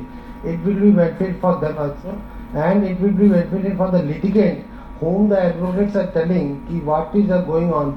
They can stream it on at the home itself. So it will be very useful for all the judicial systems. Yes, anyone else? We have 5 minutes more. At 1:15 we will close. Right, sir? Yeah, sir.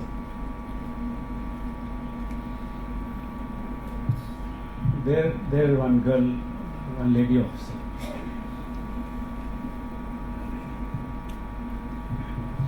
Good morning, Lordship. Lordship, my question is on a very lighter note. That since we are very new to the judicial services, we tend to usually discuss, get indulged in legal discussions whenever I sit with my colleagues, even over a cup of tea or in family gatherings. Even when I come back home, I tend to share everything that happens in court with my spouse, despite that he is not of a legal background. So, Lordship, my question to you is if you could enlighten us more as to how to strike a balance between personal and professional life and the work-life balance to... No, what you do is a very right thing. You must share it with everyone. You so many times get good, responses and good suggestions from somebody who is not from the field of law.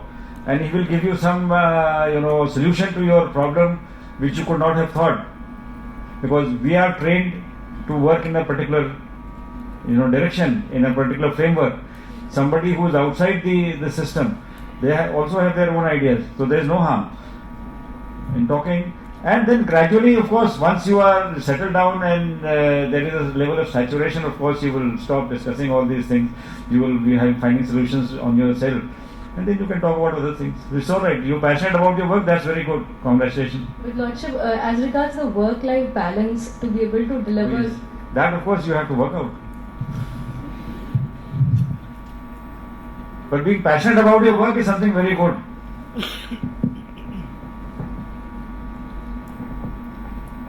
Lordship. Yes. May I be allowed? Very much. Abhijit Kumar, Lordship. I am posted as a OAC infrastructure in the Patna High Court itself, Lordship. Lordship just enunciated the principle of work hard and party harder, Lordship. Yes. And at the same time, we are beset with a huge set of limitations. How do we balance? That's for you to do it.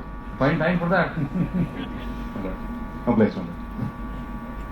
I can't tell you everything. All my secrets I can't tell you. No, I'll tell you. So many times I wake up at 3:30 a.m., 4 a.m., 2:30 a.m. because I have to complete my work. I have to read my files for the next day. Then I'll read for 2 hours and again go off to sleep. And then wake up at the usual time at 6:30. So what I say is that if there is a party, don't miss it. But for that you will have to compensate by working. So you have party, that's all right, but then work also. For that you have to, stretch your timings. You may have to sacrifice on something. But work hard करना ही करना है. उसमें कोई compromise नहीं. Yes, anyone else?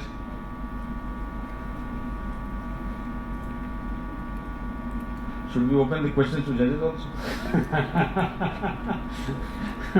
Should be answered only by your Lordship.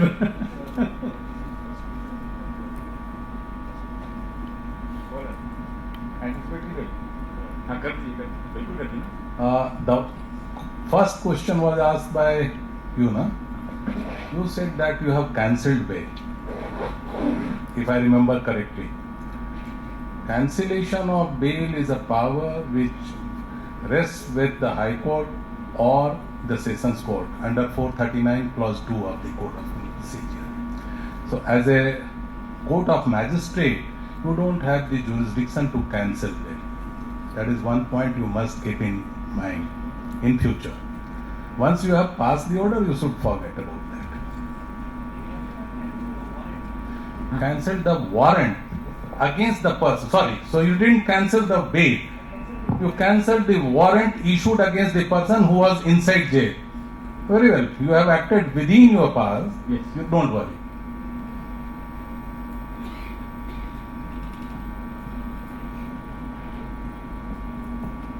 There's no one else with a question or a doubt? All of you are very clear in your minds. Very good.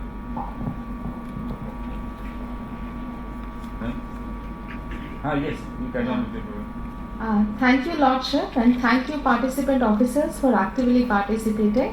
Now I seek permission of my Lord for the inaugural play of documentary on the Bihar Judicial Academy prepared by IPRD, Government of Bihar. My Lord, are we permitted, Lordship? Yes, very much permitted. असतो मा सद्गमय तमसो मा ज्योतिर्गमय मृत्यो मा मृतम गमय मुझे असत्य से सत्य की ओर ले चलो मुझे अंधकार से प्रकाश की ओर ले चलो शुक्ल यजुर्वेद से जुड़े बृहदारण्यक उपनिषद की ये सुसंस्कृत पंक्तियां भारत की भावभूमि का बखान करती है। भौतिक जीवन में असत्य पर सत्य और अंधकार पर प्रकाश की स्थापना का दायित्व न्यायालय के दरवाजे पर संपन्न होता है।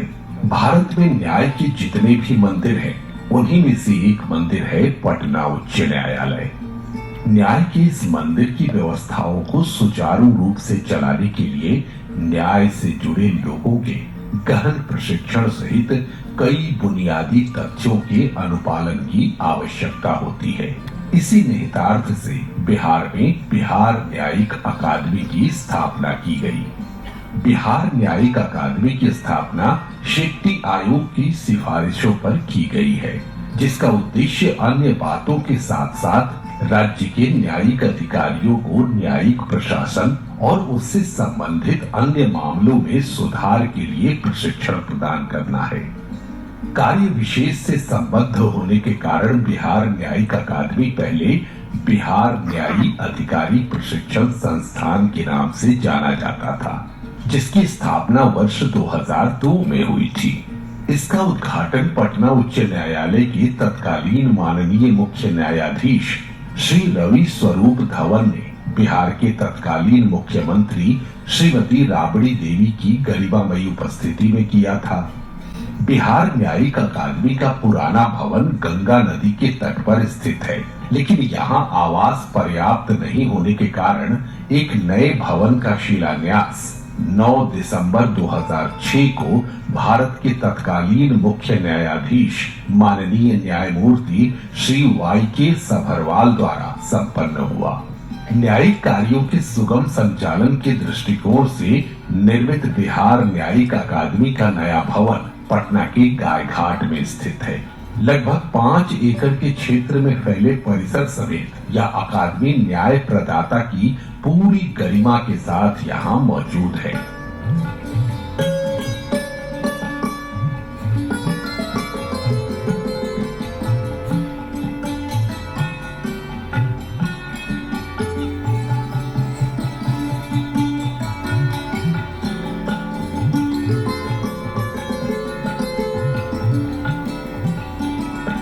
नए भवन का औपचारिक उद्घाटन 12 मार्च 2016 को भारत के तत्कालीन मुख्य न्यायाधीश माननीय न्यायमूर्ति श्री TS ठाकुर के कर कमलों द्वारा बिहार के माननीय मुख्यमंत्री श्री नीतीश कुमार, भारत के सर्वोच्च न्यायालय के न्यायाधीश न्यायमूर्ति माननीय श्री दीपक मिश्रा, भारत के सर्वोच्च न्यायालय के न्यायाधीश माननीय न्यायमूर्ति श्री FMI कलीफुल्ला, माननीय न्यायमूर्ति श्री शिव कीर्ति सिंह, माननीय न्यायमूर्ति श्री हेमंत गुप्ता, माननीय पटना उच्च न्यायालय के माननीय कार्यवाहक मुख्य न्यायाधीश न्यायमूर्ति श्री इकबाल अहमद अंसारी, पटना उच्च न्यायालय के माननीय न्यायाधीश न्यायमूर्ति श्री नवनीति प्रसाद सिंह और विभिन्न उच्च न्यायालयों के अन्य माननीय न्यायाधीशों की भव्य उपस्थिति में संपन्न हुआ।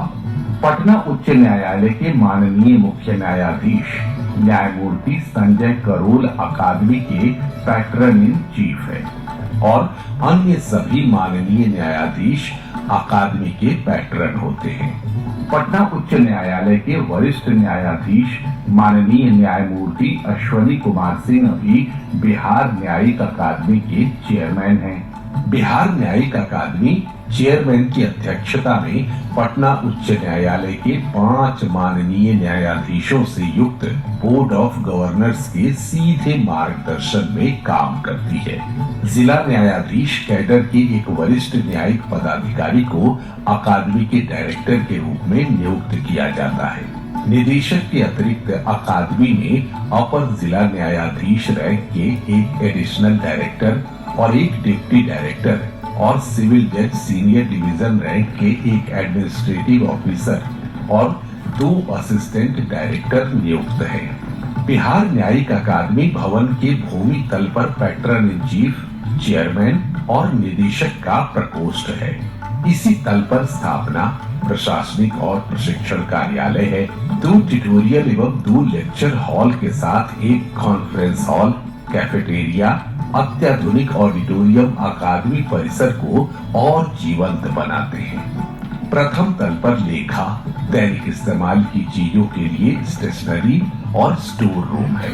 इसी तल पर 50 कंप्यूटर की क्षमता के कंप्यूटर लैब के साथ एक समृद्ध पुस्तकालय तथा स्वास्थ्य के प्रति सजग लोगों के लिए योगा हॉल भी है।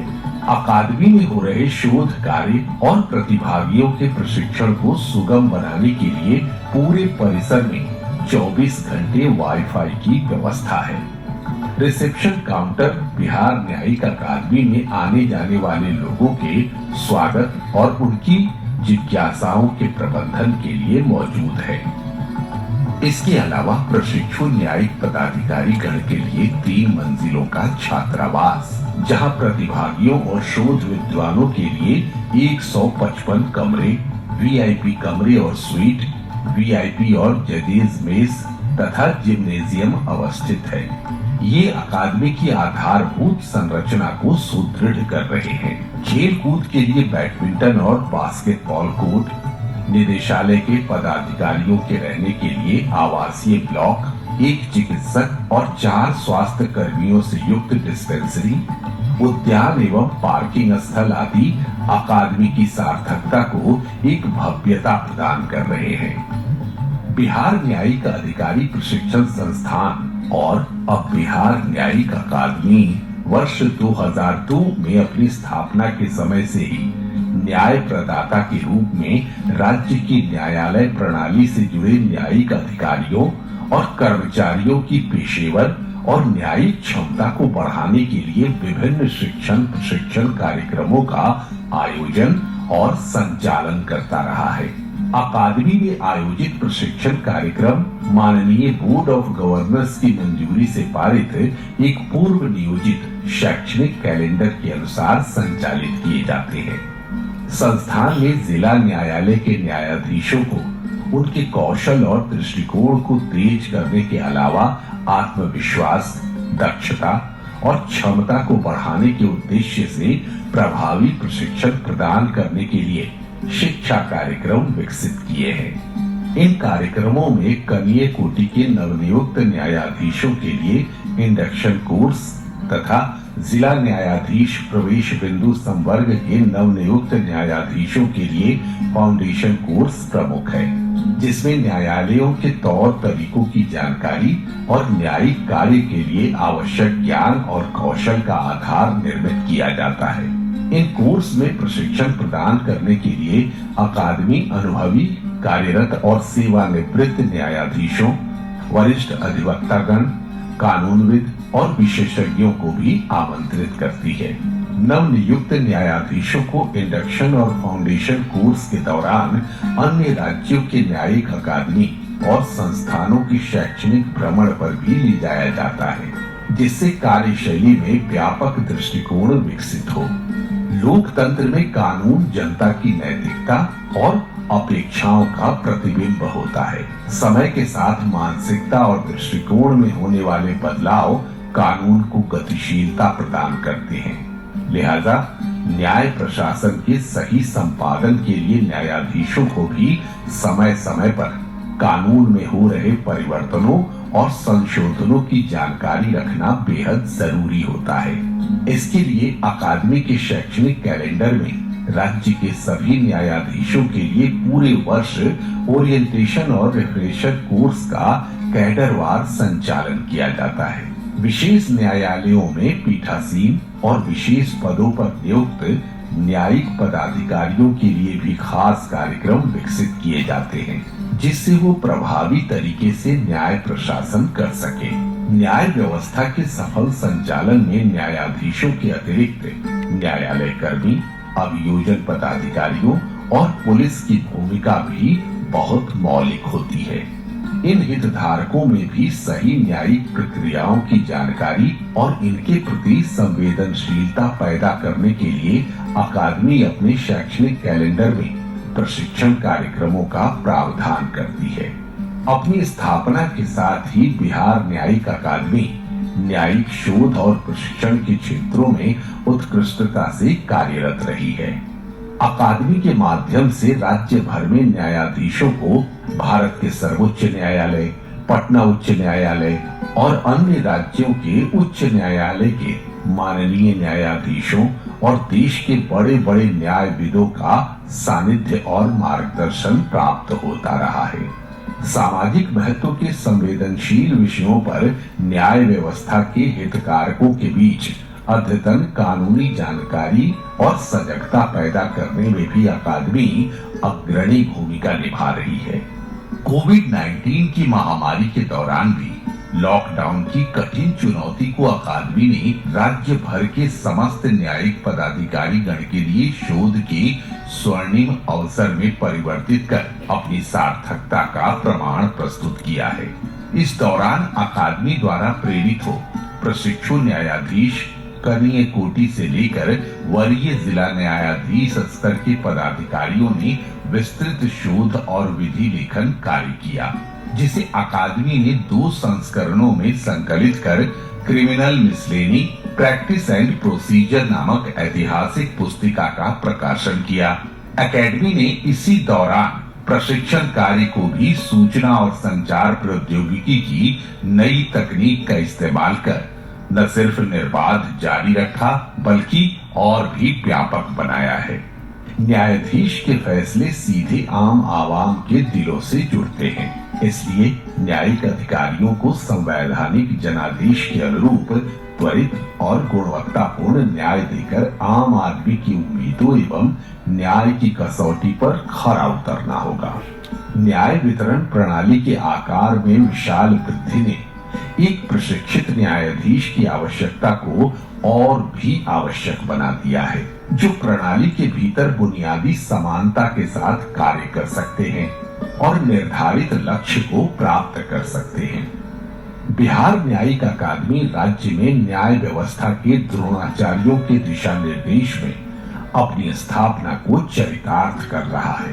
भारत के संविधान ने न्यायपालिका को लोकतंत्र के तीसरे स्तंभ के रूप में एक विराट जिम्मेवारी सौंपी है। इसका निर्वहन न्याय कार्य से जुड़े लोगों की दक्षता से सीधा जुड़ा होता है। बिहार न्यायिक अकादमी की बुनियाद यही है, ताकि न्यायालय की शरण में आने वाले लोग इंसाफ के मंदिर को नमन कर घर लौटे। यही न्याय व्यवस्था की जीत है, यही लोकतंत्र की जीत है।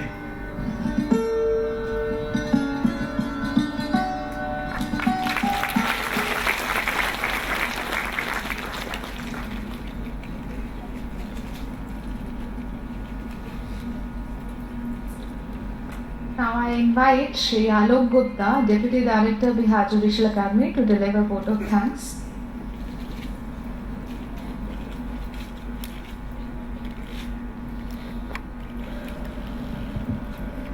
Thank you, ma'am. Honorable Chief Guest, my Lord Honorable Mr. Justice Vikram Nath, Judge, Supreme Court of India. My Lord Honorable Mr. Justice Sanjay Karol, the Chief Justice, Patna High Court, cum Patron-in-Chief, Bihar Judicial Academy. My Lord Honorable Mr. Justice Ashwani Kumar Singh, Judge, cum JAD2, Patna High Court, cum Chairman, Bihar Judicial Academy. Honorable Judges of Patna High Court, cum patrons of Bihar Judicial Academy, sitting off the dais. Respected Director, Bihar Judicial Academy, respected Registrar General in charge, and all the members of Honorable Patna High Court Registry, respected Member Secretary in charge, Bihar State Legal Services Authority, respected Additional District and Sessions Judges, learned members of the Directorate, Bihar Judicial Academy, learned Chief Judicial Magistrates, learned Civil Judges, Junior Division, learned Judicial Officers of the 30th Batch, Bihar Judicial Services. I, Alok Gupta, Deputy Director of the esteemed Bihar Judicial Academy, with utmost respect, wish you all a very good afternoon. I feel privileged and honored to propose the vote of thanks today. I feel extremely humbled and honored that my Lord Honorable Mr. Justice Vikram Nath, Judge, Supreme Court of India, very kindly accepted our humble request to address the judicial officers of the state. His Lordship's kind address, followed by an enthusiastic interaction with the learned judicial officer of the state, has been very enlightening and will go a long way in guiding the judicial officers of the state to meet the challenges of judicial office meaningfully. His Lordship's emphasized that judges have to uphold the faith of common men in the judiciary and importance of conduct of judges both inside and outside the court will be endeavored to be followed by all of us. I express my heartfelt gratitude to your Lordship for sparing His Lordship's precious time for guiding and blessing us all. I feel humbled and honored that my Lord Honorable Mr. Justice Sanjay Karol, Chief Justice, Patna High Court, cum Patron-in-Chief, Bihar Judicial Academy, has spared His Lordship's valuable time to grace today's program.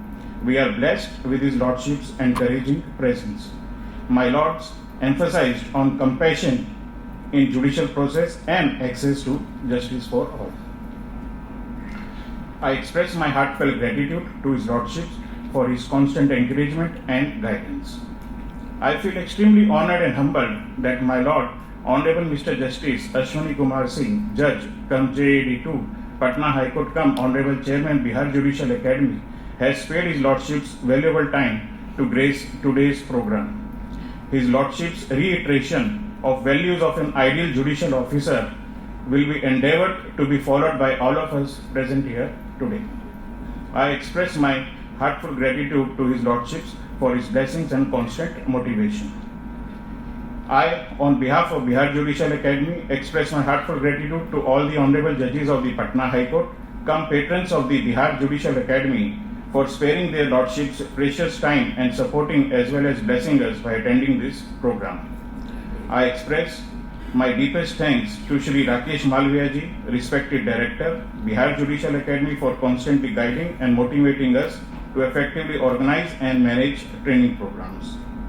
I thank the respected Registrar General in charge and all the members of the Registry of the Honorable Patna High Court, respected Member Secretary in charge, Bihar State Legal Services Authority, respected Additional District and Sessions Judges, learned Chief Judicial Magistrates, learned Civil Judges and Judicial Officers of the 30th batch of the Bihar Judicial Services for their graceful participation in today's program. I am grateful to the officers of the Directorate of Bihar Judicial Academy for their selfless contribution and hard work to materialize this program. I also thank the staff of the Bihar Judicial Academy, District Administration Patna, the Police, Building and Construction Department, Municipal Corporation of Patna, Fire Department, Department of Health, Government of Bihar, Information and Public Relations Department, Government of Bihar, Ministry of Road, Transport and Highways, Government of Bihar and other authorities in helping and supporting us to materialize this program. Thank you very much and pranam. Thank you, sir. May I, with the permission of the chair, conclude today's program? Thank you, Lordship, and thank you all for being part of this historic event. My Lord, may we go for the group photography? I most humbly request the distinguished gathering to assemble off the dais for the group photography.